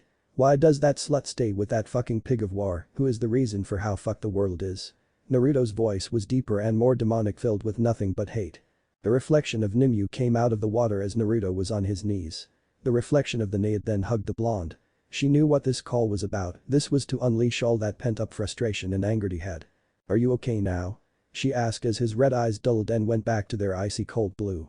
The only response was a nod of the head. "You can cry, you know." "Demons don't cry," Naruto said as he was back to normal, his emotionless normal that is. "I have never cried since I was a baby." Nimue stopped hugging him and looked in his eyes. "You sure you're fine?" "Of course I'm fine, I just needed all that frustration released," he said to the naked Nade. Nimue wiggled her eyebrows. "I know a way to release that frustration." "Biro Ana," he said as Nimue pouted at Naruto for not going red like she did before he left, but then smiled at things going back to normal. "You still haven't told me about that labeled whipped cream," yet Nimue's face went red before she entered the water. "Badgabu calmulator." Nimue disappeared into the water as his reflection turned back into his own. Standing up and walking back to shore, he decided to walk back to his cabin. A cold expression was on his face. "I know what I have to do," he coldly said as he eyes the Ares cabin. "Kill the god of war for the sake of peace." Naruto then turned to the abomination. "As long as love exists, then war will still exist, but if love is required for peace," his hand formed a fist. "I will destroy love if it means destroying war." He then headed to the cabin that needed a paint job. "I will only keep love if it is required for peace. Love is a useless emotion anyway." Naruto entered his cabin and instantly got tackled to the ground. Naruto looked up to see Lacey. "What are you doing?" Lacey didn't say anything, but her hand rubbed his cheek. "Wow, they are real," she said in awe as Selena tried not to laugh at the scene. "I wonder if you purr." "I don't purr." Lacey pouted. "I bet you do." "Well, I don't." Lacey stared at him for a moment. "Oh, I see, you must have had your whiskers rubbed so much you built up a resistance to it." Naruto started to say something until Selena spoke up. "I wonder what will happen if this information goes public," Selena said. "I wonder how many people would rub those whiskers." Naruto looked at her. It was true what Lacey said, many girls and older women, married or not, came to rub his whisker marks, calling him cute. The fact he had an emotionless expression caused a few women to call him a cat, or more commonly, kitten. "He is like a kitty," Lacey said as she helped her older brother up. "Now I want to rub them to see if he can purr," Selena said as she watched her brother get up. "How was your training going?"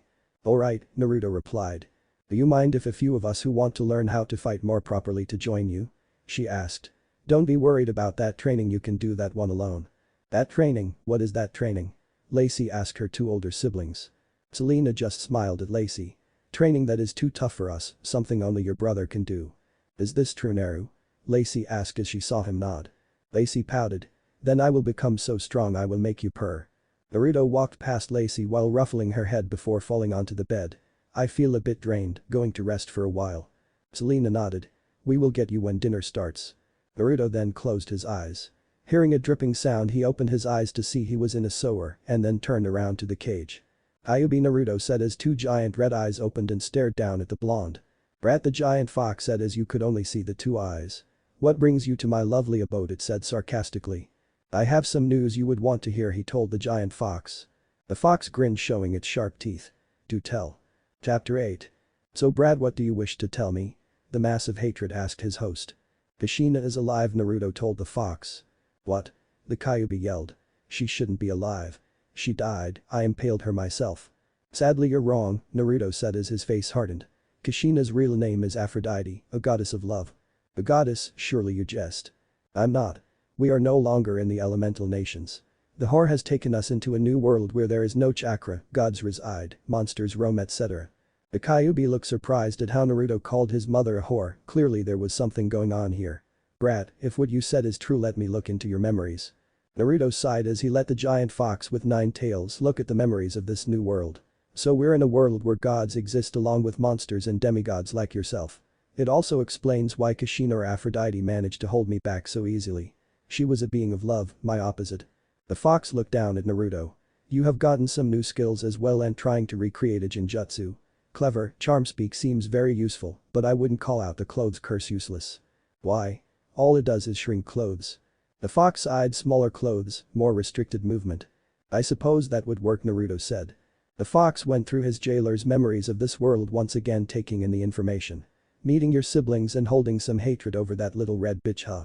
So you met her, lived in that tall metal tree, met an Aid, got a sword from said Aid, left with a half-goat creature, got to this camp, put the weaklings in their place, met your siblings, learned about your new abilities, starting to train said abilities, letting all your rage out, and getting to know your family, until you get sent back. That is a lot to take in, Brat. I know, Naruto said to the Kyuubi. Have you ever thought that you would never go back to the elemental nations? The Kyuubi asked. What? Naruto coldly asked. Think about it, she sent you here from a world that is more likely for you to die. She probably won't send you back there, the fox told his jailer. So there is a chance she never intended to send me back? Naruto asked with narrowed eyes. That's what I am saying, the fox said. She sent you to this world as a way to save you. However, it is far too late for you, you hate that slut for what she has done, right? Naruto gritted his teeth before stomping his foot on the ground, causing the mindscape to shake a little. That bitch. She never fucking intended to send me back. He cursed and looked at the fox as it spoke. I want to kill her for what she did to me, so we have the same goal, right? Naruto nodded. Then let us work together once more. When you met her, summon me. Summon you? He asked. Won't that just cause my death? He emotionless said. True, but I won't actually be removed from your body, like your storage tags. I will be summoned out to fight against that little red slut and kill her for good. The fox grinned. So how about it, partners? Naruto stared at the fox with cold dead eyes before allowing a small smirk to grace his lips. Partners. Now you better get out of here, the fox said as it closed its eyes. You better train some more and I'll go through your memories to keep up to date. Oh, and remember, Aphrodite and Ares aren't the only problems to deal with, the others, gods and goddesses, are also at fault. Naruto nodded as he left his mindscape. Naruto went and picked up a book about the gods, and what he read disgusted him. All the gods and goddesses cheated on their spouses and those they fall in love with. Poseidon raped Medusa, Zeus raped the Amazonians and used them as his own brothel, Athena cursed Arachne due to her being better at weaving, and she also cursed Medusa because of her beauty and seducing Poseidon. Naruto gritted his teeth as he read legend after legend. The gods needed to be removed for this world to live in peace. Ares, the god of war, was the first target on his list. He also heard stories about Artemis, a woman who turns male children into jackalopes for no good reason. Destroying homes by killing their children, she hunts after turning them into beasts. Children, that included children that were possible 5 years old, 5 years.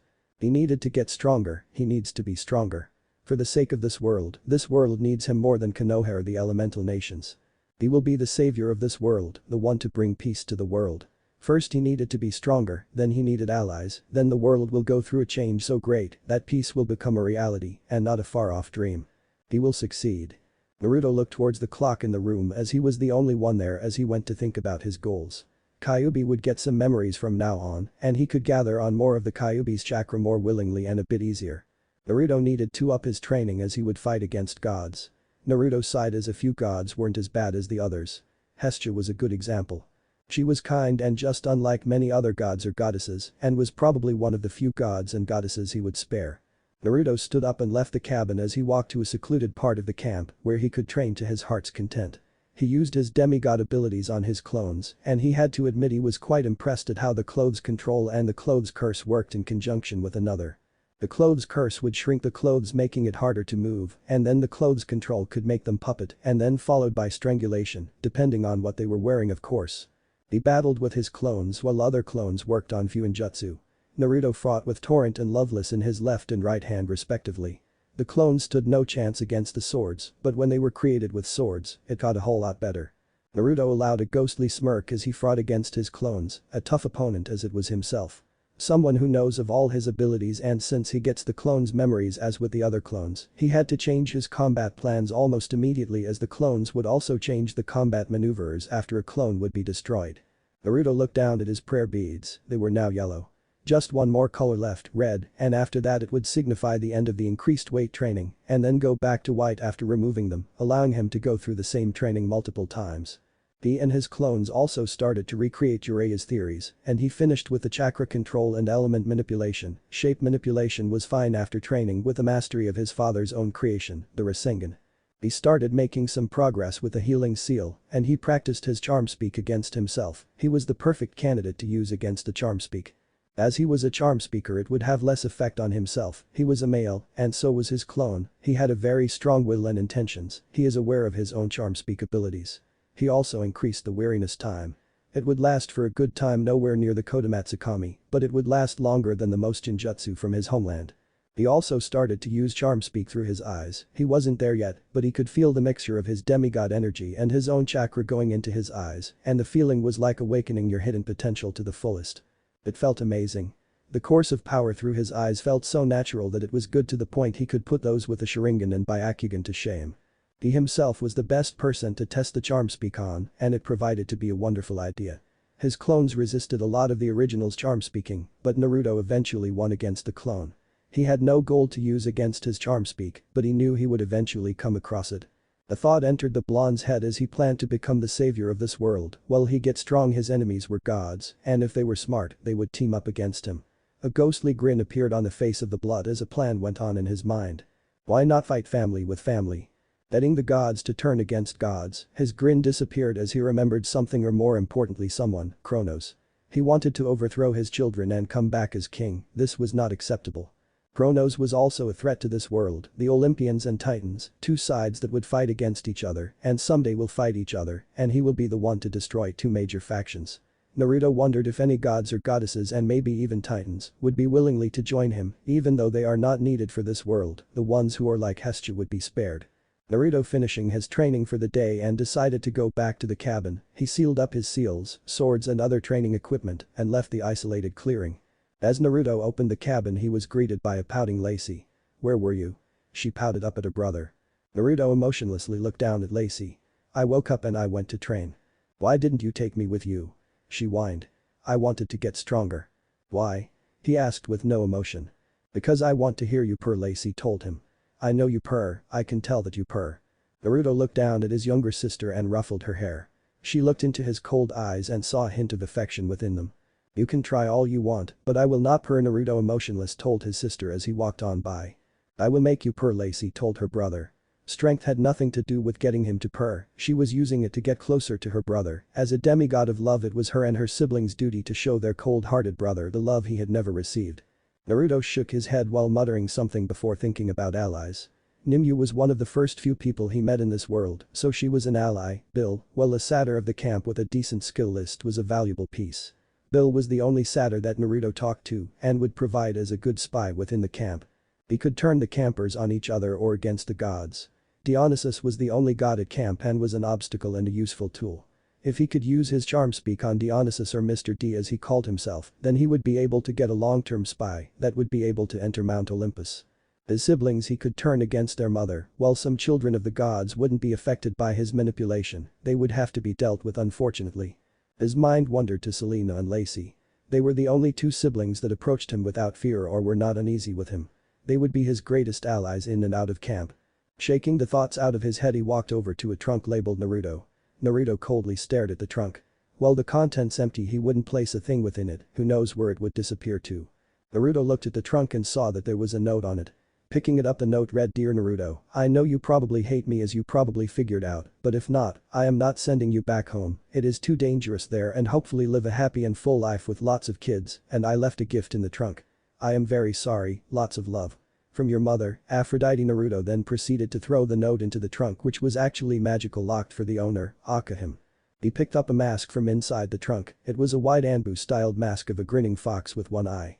It was a real wonder why Aphrodite would get a mask like this, probably to get his favor and forgiveness. That bitch, who does she think she is trying to get his forgiveness? Naruto closed the trunk and checked the mask for any seals or traps before he summoned a clone and made it wear the mask only for nothing to happen. He then held the mask in his hands that he will have to dirty even further than what he has done in the elemental nations. Naruto brought the mask to his face as it stayed on his face, a demonic grinning one-eyed fox. He was Naruto Uzumaki, the savior of this world. Chapter 9. Aphrodite was walking down the halls of Olympus, and it was quiet, too quiet. She saw other goddesses and nymphs but no gods, not even Ares. She wondered where they all were, but she didn't mind at all. It gave her more time to do what she wanted. She checked in on Naruto and awed at the sight of Lacey not letting go off her older brother, and seeing how Selena and Lacey stayed with her son made her happy. She also tuned in to see Lacey tackle him and rub her son's whisker marks, followed by Lacey's devotion to make Naruto purr. She also decided to give Naruto a gift with a grinning fox mask. It was a gift from her best friend Mikoto when she was Kushina. It wasn't hers, but rather Mikoto's. Remembering about Mikoto, she wondered how well she and Naruto would go together. She was the goddess of love, lust and desire. Putting her children and others together with lovers was something she does for a living. She didn't interfere with her children's love lives, but that doesn't mean she couldn't imagine. "Oh, what Naru-chan and Miko-chan would look so well together," Aphrodite said as the two images generated them together with a black-haired child with blue eyes and two whisker marks. "Their son looks so cute. It's a real shame that Miko-chan is dead," she said sadly. "Even if Mikoto already was married and had 2 kids, she would have been better with my Musuko." Aphrodite then brightened up as she brought more images from both the elemental nations and her world. She looked through a few images. Naruto was a good pairing, but how about Narulina? She said as she brought the 2 images together. It might have been incest, but as a goddess, she didn't care for that. The gods were into incest. What else can I pair my Musuko with? She asked herself as she wondered. She then thought of the Nade.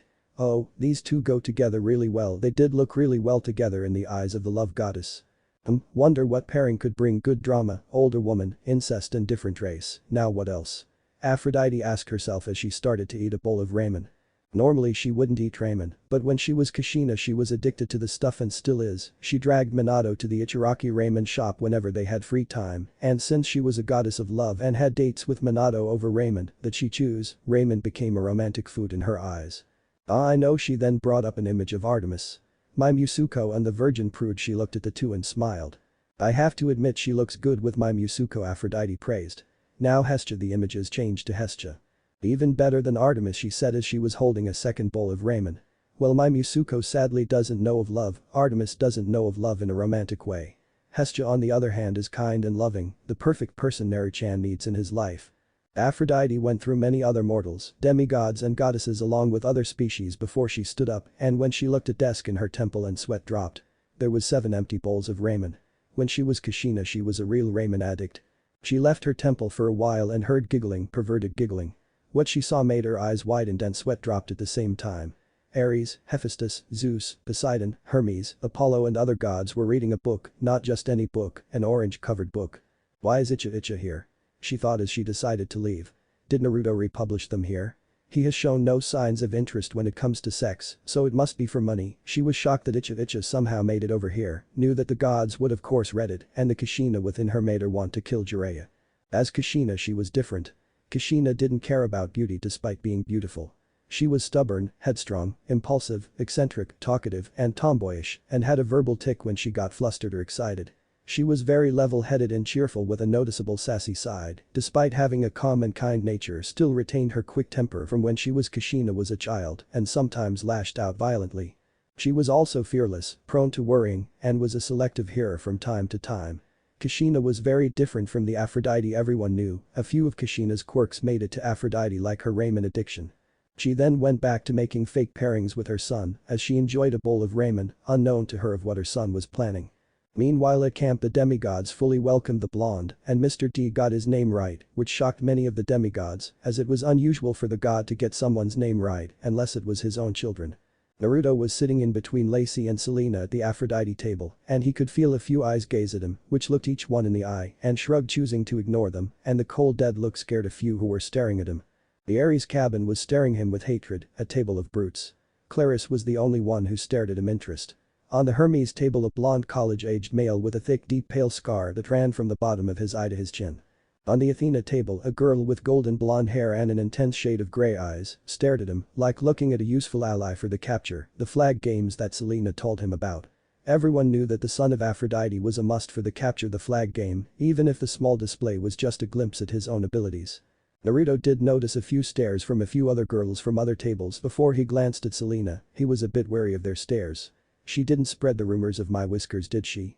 Naruto was then told by Lacey about their food offerings. Naruto inwardly scoffed why was good food if it was going to be burnt to nothing. Naruto did walk up to the flame and threw some food into the flames. Lady Hestia Naruto thought. Naruto then saw a smiling face in the fire which caused Naruto to gain a little smile before he walked away with no trace of a smile.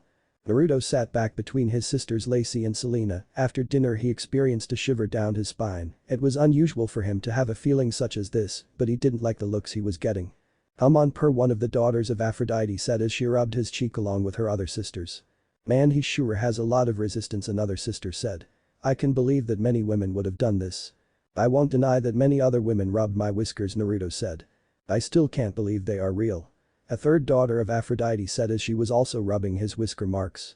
Naruto was in the cabin along as the 5 other males were out of the cabin, it was just him and his 12 sisters, Lacey and Selena, were rubbing his whiskers and surprisingly so was Drew. Just him and 12 girls rubbing him Jiraiya would either laugh at him or be extremely jealous. They would stop eventually he hoped. He sent a glance to Selena that asked if she spread a rumor about his whisker marks, the look he got back was a mischievous smile. He didn't really care as it would make gaining allies and building trust easier, but it also made his fear factor go down, as long as he was still seen as strong and threatening to the campers, while his whiskers made the others think other thoughts he didn't mind it in the long run. He glanced at the clock before he inwardly sighed. It was going to be a long night.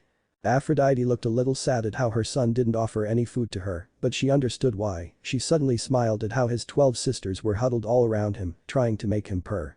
This was one for the picture books. The next day came as Naruto stretched his legs, his siblings were still asleep, but he didn't mind. In his profession he woke up earlier in case of a mission, or while in enemy territory was a light sleeper in case of an enemy. However since there was no enemies here he could sleep without worry, at least for now. He then looked at his sisters and brothers each in their own beds. His sisters kept at it for a long time before letting him get to sleep, as he went to sleep he overheard something about making progress and a twitch. Naruto walked outside and stretched his arms as he fixed up his pale grey robe. Naruto planned on training, but he was a little wary, he wanted to train and become stronger, but after reading the note and getting the mask from the hussy. Was he being watched? When at dinner and he saw the smiling face of Hestia that also brought up the said question. Naruto then recalled the spirits like nymphs and naiads, the gods could sense him, and his mother would be watching him constantly unknown to him, she was only tuning in her and there. For him going under the radar will be hard due to this.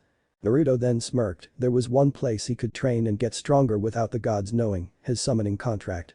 While his mother is the Lady of Doves, his summon contract operates differently than the animal doves you see flying around. He could also go into his mindscape and train there while the fox watched. The fox couldn't teach him anything due to do it, knowing no jutsu that require hand seals. The fox while giving him chakra and a regenerative healing factor could find some way to help the blonde grow stronger. Memories of the last 2 Jinchuriki, this would prove to be hard as the fox had no contact with the previous 2 hosts. Barely any information of jutsu knowledge, but Naruto could access the memories if he and the Kyuubi team up, which they did. He sat down to meditate and while he did this entered the mindscape. "Brad, what are you doing here?" the Kyuubi asked its jailer. "I came here for help. I am a bit paranoid with being watched," Naruto told the fox. "I can train here or go to my summons domain." "So you think you're being watched?" Naruto nodded and answered emotionlessly. "I personally don't know. I also came here to see if we can look through the previous Jinchuriki's minds as well as checking if you have any techniques for me." You know I can't perform jutsu or give any information about the previous hosts, about their lives or abilities, but there is a technique I can give you that doesn't require hand seals, the large nine-tailed fox told the human. Naruto raised a brow. What is it? The fox just grinned. Negative emotion sensing, the fox said proudly behind the bars. The ability to sense negative emotions such as hatred and killing intent of any individual around you, it won't detect me or the sword you call loveless. That's good to hear, Naruto said before he turned to Kurama. I wonder if there is a way to enter the memories of the previous Jinchuriki. You may not be able to get information or techniques, but do you get their memories? The fox shook its head. No, my first jailer, Mito Uzumaki, probably placed a seal from it to stop others from getting multiple techniques and information like what you're doing right now. But let's break into those memories, Naruto said as the fox grinned. The two stayed in the seal as they worked to get into the memories of Mito Uzumaki. I think that is it. You did it, I'm impressed, the massive chakra said. But be careful when going through memories. You might see some sights you may not want to. Like what? Naruto asked. He was prepared he could take it, he lived in a war-torn world after all. Like sex, or when you enter Kushina's memories, witness yourself get conceived, the fox said to the Jinchuriki. Naruto had an emotionless expression. That's why I am not going to witness that. The fox just laughed as Naruto entered Mito's memories. He only pinned down some memories he thought were important. He already knew the negative emotion sensing from the fox, but he learnt a few other techniques from Mito. First was the strength of 100 seal, a seal which is reputed as the pinnacle of chakra control, usually a diamond shape of the forehead. Once the seal is formed, the user's chakra control allows them to perform techniques without wasting energy. When released, the seal will spread either across the user's face or wrap around their entire body. Second was the yin seal. Release, after focusing and storing an amount of chakra over a period of time and the strength of 100 seals on the user's forehead, the user can release any amount of chakra with the technique by dispersing the seal and pumping the stored chakra back into the user's body. After the stored chakra from the seal is used, the leftover chakra, if there was any, could be used to reform the seal. The third technique was the creation rebirth, the absolute pinnacle of medical ninjutsu. While not created by Mito, it was witnessed by Kushina firsthand. Naruto already left Mito's memories and entered the harlot's memories. The technique was considered the ultimate regeneration technique. By releasing the great volume of chakra stored in the forehead at once, the body cell's division is forcibly stimulated by proteins, reconstructing all organs and all tissues making up the human body. The technique itself didn't regenerate old cells, rather it hastens the creation of new ones through division. This technique, if used, can cause a body whose vital organs are so gravely injured that it cannot bear it any longer, will be instantly restored to its uninjured state and considered to be immortality, while the jutsu is active until the duration is over. However, the technique is not without consequence. The body cells can only split a certain number of times in a lifetime, and by speeding up this process, users of the technique are basically shortening their natural lifespan. Naruto decided to go back and look later, happy with the 3 techniques he discovered already before leaving the memories. The creation rebirth and the strength of 100 seal are pretty useful and probably are much more powerful when combined together. The creation rebirth will be a last resort, Naruto thought before he groaned. I need to create said seal with precise chakra control. Naruto couldn't use the 2 techniques he witnessed until he created the strength of 100 seal on his forehead, which requires even more chakra control. The good thing was the seal can be reformed if there is leftover chakra and can store chakra into the seal. He could place years of chakra into the seal. Did you have fun, brat? The fox asked. Yeah, I did. Naruto looked over to the fox. I have learned 3 techniques that could provide useful. The Kyuubi looked a little interested as Naruto told the fox. So that diamond on her forehead was a seal full of chakra. It's going to take me a long time to create that seal, Naruto muttered. Brat, you have a lot on your plate right now, first with your physical training, second with your fuinjutsu, third with your jutsu, fourth with your demigod abilities, fifth with improving your charm speak, then making it work through eye contact, and now getting this new abilities from memories, the fox listed off. Don't rush it straight away. You might have large chakra supplies, but so did Mito. If Mito can do it, you can too. It's so strange to hear you encourage me, Naruto said. We are partners with the same goal, nothing more, nothing less, Kyuubi said. Test out your new ability before taking your time with your training. Find a balance, finish your demigod or chakra abilities first or your physical training, it's up to you. Now leave. Naruto then left the mindscape with the words of the Kyuubi in his head. He decided to test out his new ability before doing anything else. He meditated for a while as he felt the hatred within the world. There was a lot more here than the elemental nations. There is a lot of hatred within the camp, Naruto said to himself as he felt negative emotions come off people within the camp, Dionysus, Luke and a few others. Not a lot but a few. Naruto then smirked. maybe they will be willing to join his cause. They will be the perfect tools for the job. Chapter 10. Naruto was sitting against a tree as he thought back to the memories. Mito was in a war and had both had a lot of jutsus for him to take, however there was one downside for him going into their memories. The first was the time limit. He couldn't stay within the memories for a long time, so he could only get a few techniques from the memories. The second was the memory collision. Since the memories weren't his own, there was a chance they could become his own.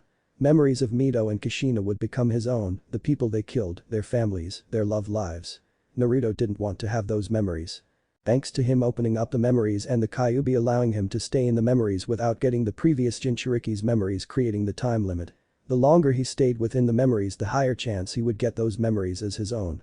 The Kyuubi informed him that he should wait before going back into the memories, as it could also give him those memories. He didn't want to have 3 memories and lives of 3 different people. Naruto unsealed a small notepad from his storage scroll. This storage scroll kept all of his belongings. Clothes, weapons, seals, blank scrolls, paper tags, ink, paintbrushes, ink pens, etc. He also got out a pen and started writing down the techniques he saw in the memories. He would go back into the memories and learn other techniques, but that would be for later. Right now he had some training to do. He started to train in his demigod powers before moving on to physical training. After a battle against his clones, he worked on Jiraiya's jutsus and then on his charm speak project. He decided to train in the memories later and would focus on training in the others first. Naruto looked down to see that the prayer beads were now red, his weight training completed. Naruto took the beads off and they went back to the original color, white. He could now do the training again, increasing the weight more than before due to him being used to the weight from the first time. Sealing technique. 4 limbs waiting seal. The prayer beads he put back on got twice as heavy than before. Naruto summoned a few clones and started to battle them until the prayer beads changed from white to blue. Naruto heard a horn signaling breakfast for the camp and sighed. His training was cut short. As Naruto walked over to breakfast, he thought about his training. Fuinjutsu would prove to be the best bet against the immortals, but Aphrodite also had knowledge of the sealing techniques. Naruto's physical training, Fuinjutsu and demigod abilities were going along fine, as was his charm speak and jutsu. The strength of 100 seal would take years to actually form. After a joyful breakfast they could do whatever they wanted, so Naruto went straight to his training. Naruto fought against his clones once again until the blue changed to green and he worked on his Fuinjutsu. Naruto stared at his reflection and he smirked at his eyes. They had a pink glow. The charm speak was starting to work in his eyes. Naruto was fine with his demigod abilities to a certain point, and until he learned other Fuinjutsu techniques, he reached the intermediate level of Fuinjutsu. The healing seal tags were making progress, especially when he compared it to the creation rebirth, but he wanted the seals to be more like the mystical palm technique. Naruto spent the rest of the day training his abilities. At the end of the day he managed to make his eyes obtain a pink glow, proficient with his demigod powers, and Fuinjutsu, managed to create some jutsus from the theories, trained non-stop with his Taijutsu and Kinjutsu. He took of the prayer beads and sealed them away after turning red again. He practiced with a negative emotion sensing he got from the fox and was currently lying on the ground staring up at the sky. He lifted his hand and looked at it. He came a long way. He was thankful for learning the shadow clone technique. Compared to other children of Aphrodite, when it came to their powers, he was skilled. He could still get stronger with the abilities and it would take some time, maybe years, to gain mastery over all the abilities and skills, but then again he did prove many people wrong in his life. So that's where you were, a voice called from behind as Naruto shifted his gaze to see his sister. Selena, Naruto said as she walked closer. Were you here all day? She asked as she looked down. She was wearing the orange camp half-blood shirt and blue shorts that showed off her legs. Yes, Naruto emotionlessly answered his sister. Selena smiled at her brother. Are you sure it is not because of every female in camp wanting to rub your whiskers? So you did spread a rumor about my whiskers, Naruto said as Selena just smiled at her brother. Maybe I did, maybe I didn't, Selena said, not directly saying that she did or didn't. Naruto just looked at his sister. Were all his sisters like this? Selena looked at the clearing they were in. You could see where he was training. The marks in the ground were a good indicator. She did have to wonder why her brother was training this hard. Selena shook the thoughts from her head as Naruto stood up and they walked back to their cabin. It was a lot different about Naruto's reputation. To everyone he was terrifying, causing fear and uneasiness to some campers, then with some of the girls in camp, with wanting him to purr, became handsome and cute in their eyes, and to the remaining campers, respect. Respect for his strength and combat prowess, and everyone in camp knew he was a lot stronger than the short display he gave with the 2 sons of Ares. Even her sisters were talking about him despite him being their brother. Maybe it was his cold demeanor or his whisker marks that caused this, her brother showed no interest in any love related. She could almost say he was like a male Artemis or maybe a child of Artemis, nothing like a child of Aphrodite like herself or her siblings. As Naruto walked past the big house, putting chakra into his ears, he heard a conversation within the big house between Dionysus and Chiron. Zeus's lightning bolt was missing. Placing chakra into the five senses was a common technique used by ninja, but many shinobi and kinwaichi do not even bother to use that technique. The heightened senses technique, Takamari Senshizu no Jutsu, increased the senses of smell, sight, sound, touch and taste either altogether or separate. One could use the technique to only increase 1, 2, 3, 4 or all 5 senses at once. You could only increase sound or increase sight and smell or just increase all 5, it was your own choice really. I'll be right back, Naruto said as Selena nodded and walked off. Naruto walked to a workshop with a single person inside. The person was a male with messy brown hair. He turned towards Naruto and his eyes widened a little before he smiled. Like Naruto, he also had blue eyes but full of life opposed to Naruto's icy cold and dead eyes. He stopped on his project and turned to Naruto. "Ah, the cold-hearted camper that wiped out those war punks," he said as he walked over to Naruto and held out his greasy hand. "Nice to meet you, I'm Shane." Naruto then shook the greasy hand. "You know my name." "That I do," he said before he whistled. "You sure different from your siblings, children of Aphrodite wouldn't have shaken my greasy hand. You are also a lot colder than other children of love." Naruto narrowed his eyes. "I'm not a big fan of love." Shane laughed. "I can tell." He turned back to his project. "What is your look on love?" "Love is useless emotion that is a factor in war," Naruto said as he crossed his arms. "It is also a factor in peace, but as long as love is here, we will never get true peace." Shane turned back to Naruto. "That's a unique outlook," Shane said. "I can understand, sometimes I wonder why we forge weapons. Some say it's to bring and maintain peace while others say it's to protect loved ones or prepare for war, but the one thing everyone talks about on both sides is love." Naruto raised his eyebrow. "You understand where my views come from?" Shane glanced at Naruto. "I do. I think I found an ally," Naruto thought. "What abilities do children of Hephaestus have?" "Children of Hephaestus are expert builders and mechanics. Some of us possess pyrokinesis, but it is very rare and none of us have it. We can find and sense traps in the ground as well. Our main ability is that we can have technokinesis, the power to control and manipulate machines," Shane told the blonde. "Using it we can see faults in metal or identify machinery type and use by simply touching it, and we can sense machines, mechanics and metals." Naruto would get Shane to join him, but just in case he wouldn't do what he was going to ask him to, he would have to charm speak him. "Hey, can you make something for me?" Shane stopped and turned to Naruto. "Sure, what do you need?" Naruto smirked. Shane was charm-speaking.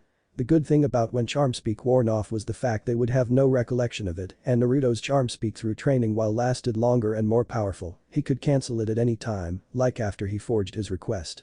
"I want you to make a replica of the lightning bolt," Naruto said to the charm-speaking Shane, who turned around and started to forge the fake bolt. Naruto waited until Shane was finished with the replica and it looked like the real deal. The only thing it needed was lightning.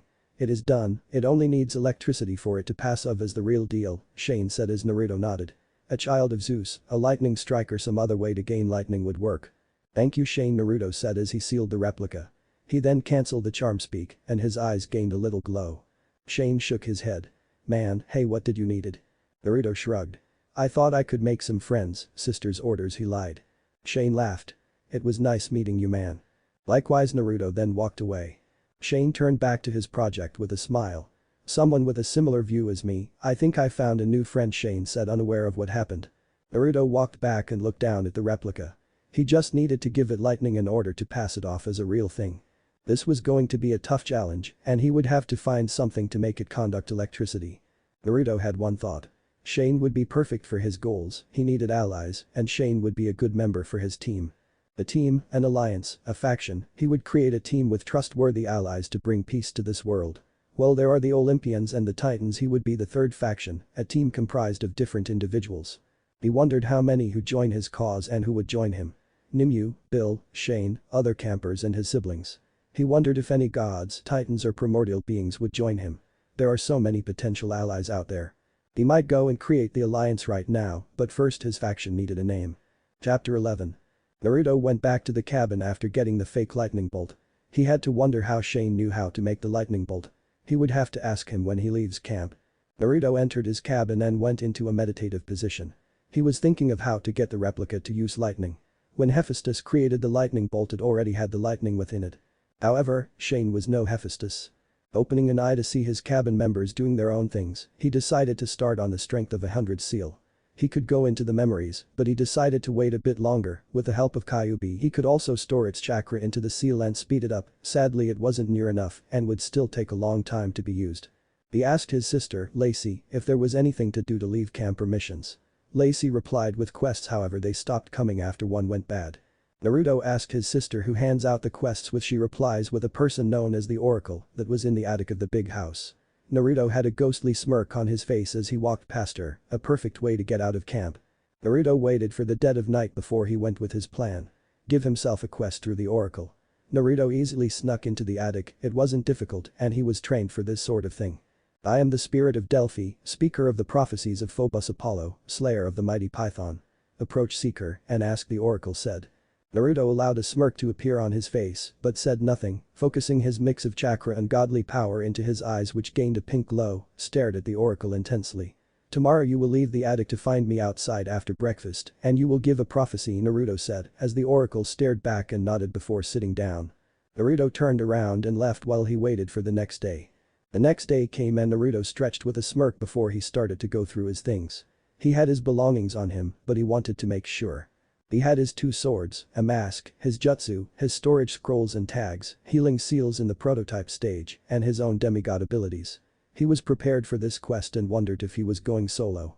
He spent the time to breakfast training, and he went memory diving in both of Mito's and Kushina's minds, and got some impressive jutsu that he would have to look into. One of them was the adamantine sealing chains. That technique was a must-have, they had multiple uses. Combating or physically restraining their targets, creating a barrier. They had multiple uses. He pulled out the replica and placed it on the ground and raised his hand over it. His eyes narrowed as he tried to gather lightning chakra and he saw a spark. His spark hit the replica and watched as the small amount of lightning reacted to the replica. The replica kept the small amount of lightning, but it was nowhere near enough.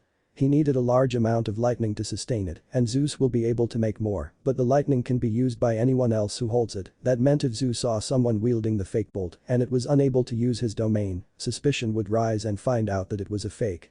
He couldn't have that, not yet at least. Naruto made a remarkable amount of progress in his eyes. He felt good, really good. Naruto was with his 2 sisters when Chiron and everyone else gasped. The Oracle had descended from the attic. Naruto though only smirked. The Oracle approached him and told him his quest before it walked back into the attic. His plan was working. Naruto, Chiron said, getting the attention of the blonde. Since you have been chosen for a quest, you'll have to choose the people who would have to go with you, Chiron said. Naruto looked up at the horse. Is there a limit? 3 people, Chiron said as Naruto raised an eyebrow. 3 people, wouldn't 4 be considered enough equally? Naruto asked. If we'd have 4, if we get split up then 1 wouldn't be alone. That may be true, but 3 is seen as a sacred number, Chiron said. Let me guess, Naruto said. Of the big 3 he saw the horse nod. Then what about the other 3? The 6 elder Olympians or the other 9, the 12 Olympians, Naruto asked. Wouldn't that be considered sacred?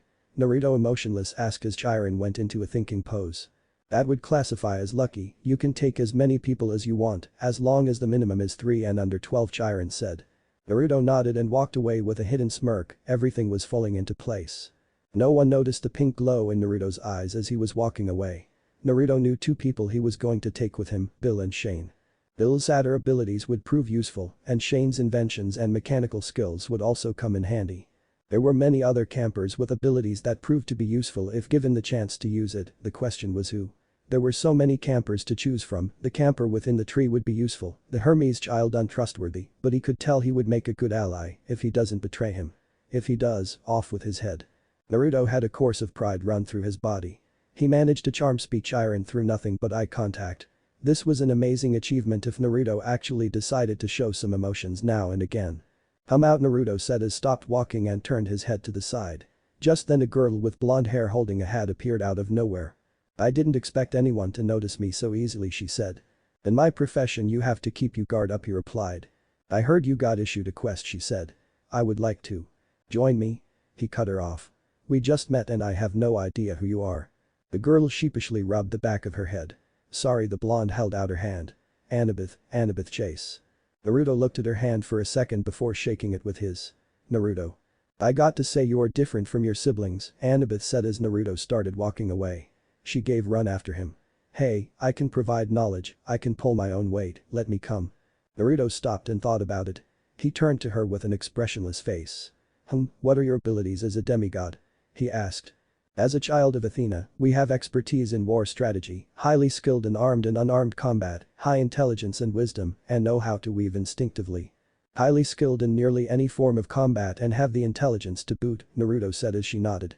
If she is indeed skilled in combat that would be great, but what I am interested about is if she has information about the gods. Are you highly informed about the god? The child of Aphrodite asked the child of Athena. Annabeth nodded. I know all the stories and legends about them.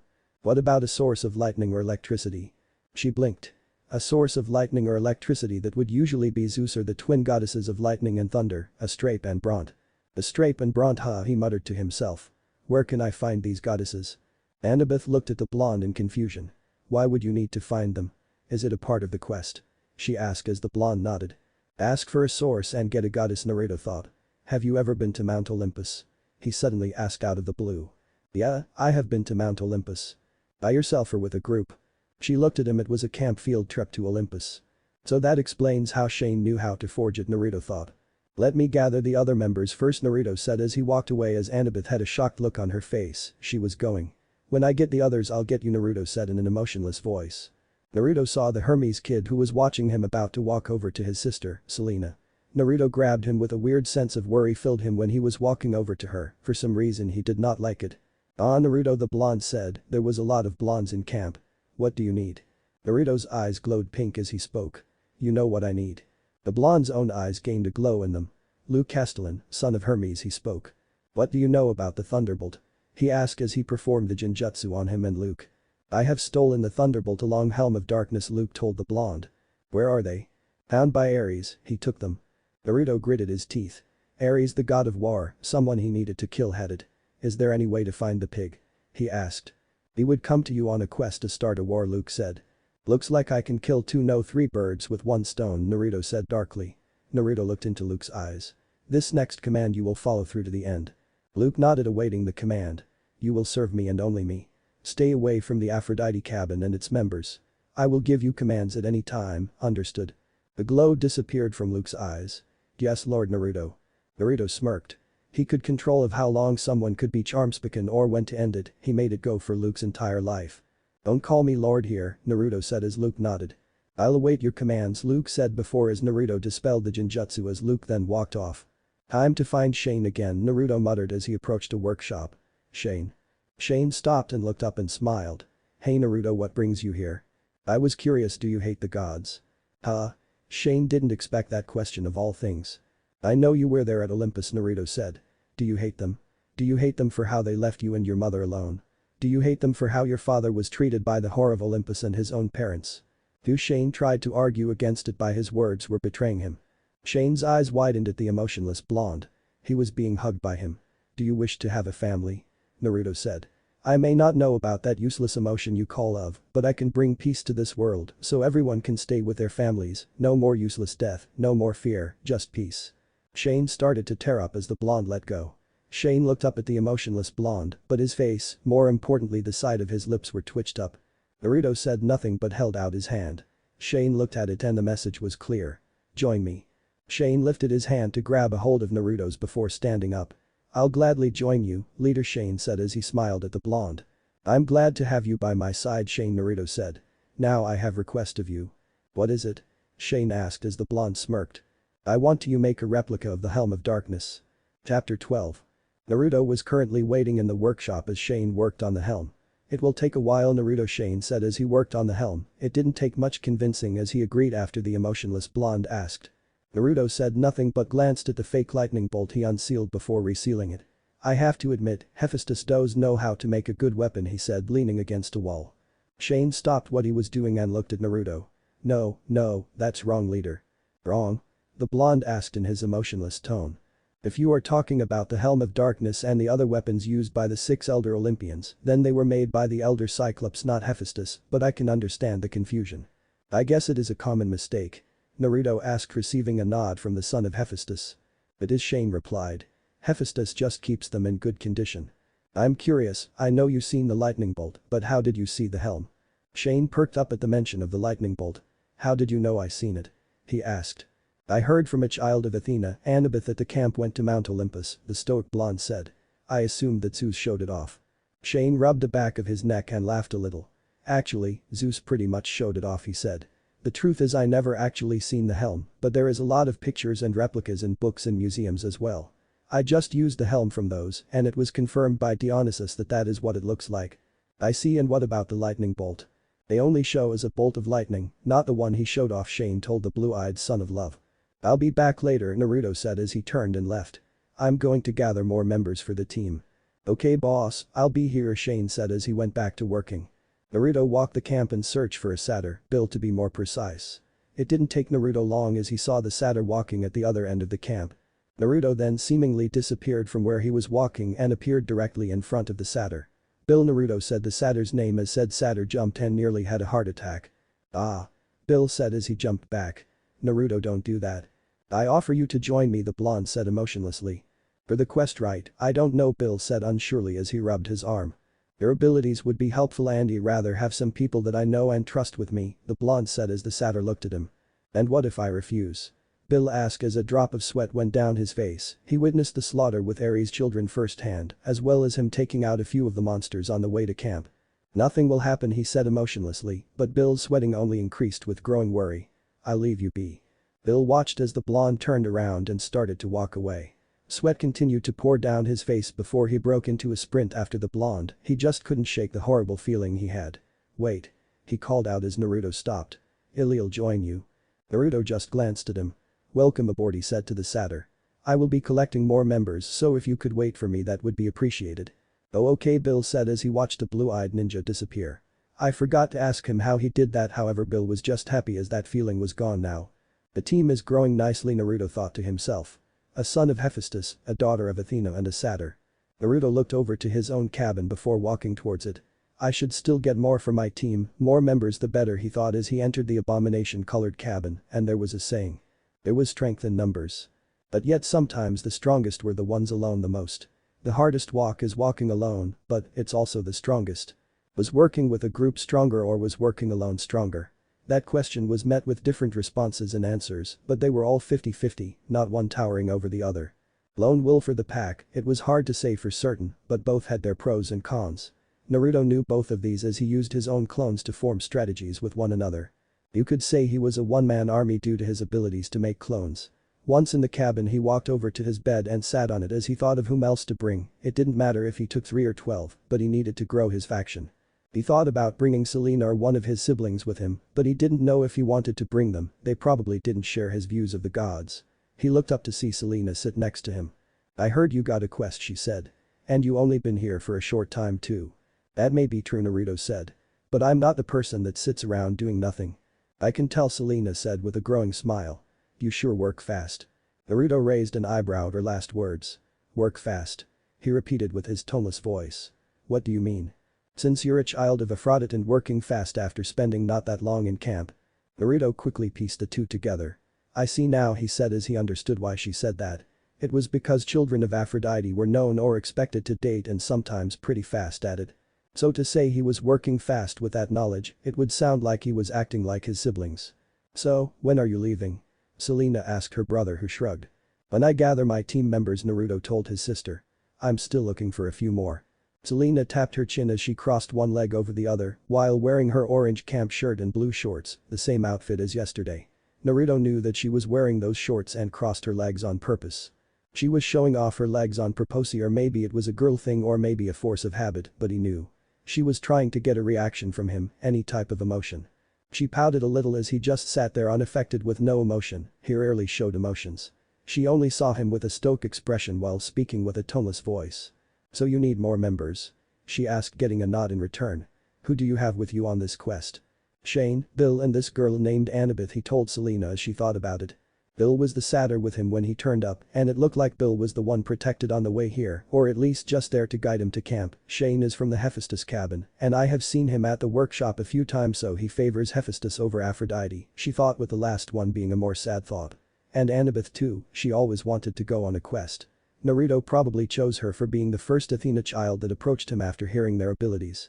I know who can join, she thought before smiling at her half-brother. I think I know who can join your team. Naruto looked at his sister with interest at hearing a candidate. And who is this person? She's a good friend of mine, Selena said with a smile. Her name is Clarice LaRue. What cabin is she from? Selena stayed silent for a bit, unsure whether to tell him or not, seeing how he took out the two children of Ares. She is from the Ares cabin. Naruto deduced who it was.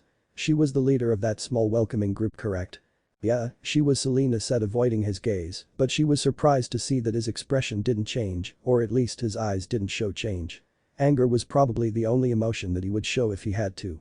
I also have to say thanks for not attacking her, she added. If she attacked me I would have retaliated, he told Selena, who looked shocked at that fact. Wait, so if she attacked you, you would have attacked her like the other two? She asked. Yes, if she attacked me I would fight her. I don't think it would be called a fight, more like a one-sided massacre, Selena thought as she remembered the two sons of Ares getting slashed down easily. Naruto then stood up. I will follow your advice and ask her to join, he said, walking towards the cabin door. Wait, hold on a second, Selena said, getting up herself. I thought you hated the Ares cabin. I hate Ares and the table of brutes, he told her as he stopped by the door. But this Clarice, she was looking at me with interest. At one point he feel that she may be different from the brute she is stuck with. Selena smiled as she exhaled a breath of relief, knowing that her best friend wasn't like the others in her brother's eyes. That's good, she said. She is different from the others, but once you get to know her. She is a nice person, he finished for her. I noticed that she was different as you said, but I will judge her for myself. He then turned to face her. Is there something else? Yes there is, she said, crossing her arms. I would like to join you as well. But shouldn't you stay here for Lacey and the others? He asked. You have a point, she said as he pulled out a dagger from somewhere and twirled it in her hands. But you should also know that I am also different from our siblings, even if I do share a lot of the same traits as them too. He just looked at her for a while as she still had her smile on her face as she twirled the dagger. You are also different, but you are also the same in a few areas, he said before turning to the door and opening it. Then follow me then. Selena smiled as she followed her brother as they went to find Clarice. It didn't take long to find the daughter of war as she was practicing with her spear with one of the practice dummies. Clarice Selena called out her best friend's name, causing the spear-wielding teen to stop and look at them. Clarice gave Selena a smile before noticing the blonde who easily took out her two brothers. I see you brought your brother, Selena, she said, eyeing the blonde cautiously. She didn't know if he would attack her for leading her brothers that day, but she was interested at the fact that he was a child soldier and a strong warrior. Suddenly Naruto walked forward as she stayed still and glanced to her friend, who pointed to Naruto, causing the daughter of war to look back at the son of love who was standing right in front of her. Clarice was shocked that he was right in front of her face to face, and it looked like he had a frown. She did not like that look. He then stepped back as he turned to Selena. You are right, he said. She is different from her siblings. Huh? Selena chuckled at Clarice's confusion before explaining. What my brother is trying to say is that you are different from Cabin. It's true you are different, but I have to ask, what is your interest with me during the real welcoming? Well, it was mainly because you're a child of Aphrodite that fights, and the exact opposite of what a child of love is, Clarice told the stoic blonde. Expect a Shansi don't like when people expect how someone should be due to who their parent is, or compared to someone else, the male child of love said in a voice devoid of emotions. But that is not why I am here. Clarice raised an eyebrow at this. And what is the reason for you being here? She asked. It's simple, he said. I want you to join my team. Huh? You mean the quest you were given? She asked. And you want me to join? That is correct, he replied. Even after what I tried to do when you first entered camp.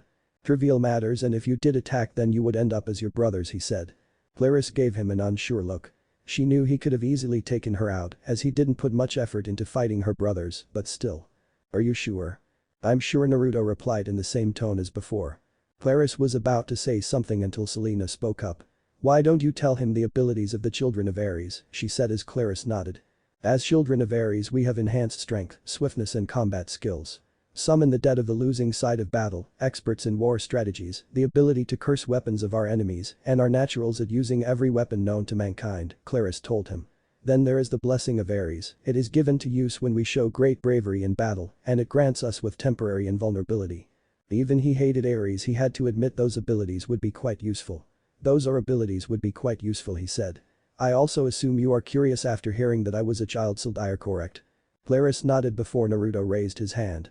I'll give you a few answers to some of your questions, so will you join the team? He asked as the war girl looked at the hand. Clarice then grabbed the hand firmly. I'm in. Naruto allowed a small but unnoticeably smirk to appear on his face. That's good to hear. Selena smiled at the two, she wasn't sure if Naruto would get along with any Aries camper, but it seemed that her best friend was probably the only Aries camper that he would get along with. Now let us go and get our team, he said as he walked off with the two following close behind. It was almost time for them to set off on the quest he was given. Chapter 13. Naruto walked through the camp as both Selena and Claris followed him. So who else is coming with us? Claris asked. Naruto sent a glance in her direction before looking forward. You will meet them shortly, he replied. Naruto saw both Bill and Annabeth in two different parts of the camp and it looked like they were both waiting for him. Naruto approached the satyr. Bill, are you ready? The satyr looked over at the blonde who approached him. Yeah, got my pipes and everything, the satyr said. Naruto nodded. Then let's go, he said as he then went to go get Annabeth. Annabeth saw him walk over. Are we leaving now? She asked as Naruto could hear excitement in her voice, she must have been waiting to go on a quest for a long time now. Shortly, I got to tell the last one we are leaving, he said. Annabeth then noticed Claris. Claris, she said almost tonelessly. Wise girl, Claris responded in the same tone. Naruto inwardly sighed as Selena sent him a concerned look, seeing a slight change in expression. Are you okay, Naruto? I believe I made a mistake, he said as the war children continued their stare-off. Selena giggled before she explained. They sort of have a rivalry, if I can even call it that. I think it's because of them being children of Ares and Athena. I see, Naruto said. You stay here and watch these two with Bill. He turned and started to leave. I'm going to get our last member now. Walking towards the workshop alone, he not only planned on getting Shane, but also getting the fake helm, as well as discuss the team with him. Then there was the fact that they needed to get their stuff if they didn't already. Shane, Naruto called out as the son of Hephaestus turned to see the blonde walk in. Ah, Naruto, you're back, the brown-haired teen said as he held up a helm. I finished it, as you can tell. That was pretty fast. Shane had a look of pride as he held the helm. You shouldn't doubt the ability of a blacksmith, he said as he tossed him the helm. Naruto held the helm in his hands before he sealed it away in a storage seal he kept with him. Thank you, Shane, he said. We are leaving. Leaving? Yes, we have a quest and I would like your assistance. Of course, leader, Shane said. Just let me get ready. Also, there is one more thing.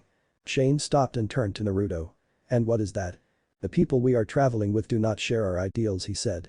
However we can possibly convert them. Ah, I see, Shane said. So it's all confidential. Naruto nodded. That is correct, he said as he turned to walk away. I will also fill you in on the situation and plans. So for now, call me Naruto around the others, and to keep things between us, he told Shane as he left, but not before telling him one more thing. And also you can call me Leader Sama or Naruto-sama. Okay, Leader Sama, Shane said, trying out the honorific. Where do I meet you?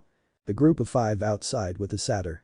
Alright, the messy brown-haired teen said, watching the blonde teen leave. Naruto walked back to the group. Where did you go? Both war children asked as they then stared at each other. To get our last member, he will be here shortly, he told them. Does everyone have everything? If not, then go do so, those who have wait here for the other members. I got everything, Annabeth said. Same here, Bill also said. I'll be right back, Claris said as she left while Selena grabbed Naruto. We need to say goodbye to Lacey, she said, dragging Naruto off to their cabin. Once they approached the cabin, Lacey instantly went over to her brother and latched onto him. Where were you? She asked before giving him a small frown with a pout. Were you training again? No, I wasn't training, I was getting ready for a quest, he said. You're leaving? I am, he said before kneeling down. I'll be back soon. You promise? I promise. Lacey then smiled as he stood up. Do you want me to help you pack? I'm fine, but you should ask Selena, he said as the young girl walked over to Selena. Naruto checked everything on him and nodded to himself as he kept everything in one scroll he had on him. He then checked his personal trunk for anything useful that may have appeared. According to one of his siblings, the trunk would be teleported to your residence once you stopped coming to the camp. The only thing in the personal, magically locked trunk was that note, as he already sealed the mask away. Closing the trunk, he walked over to the door as he held his scroll before putting it securely away. You ready? He asked as his sisters, Selena and Lacey, walked over to the door.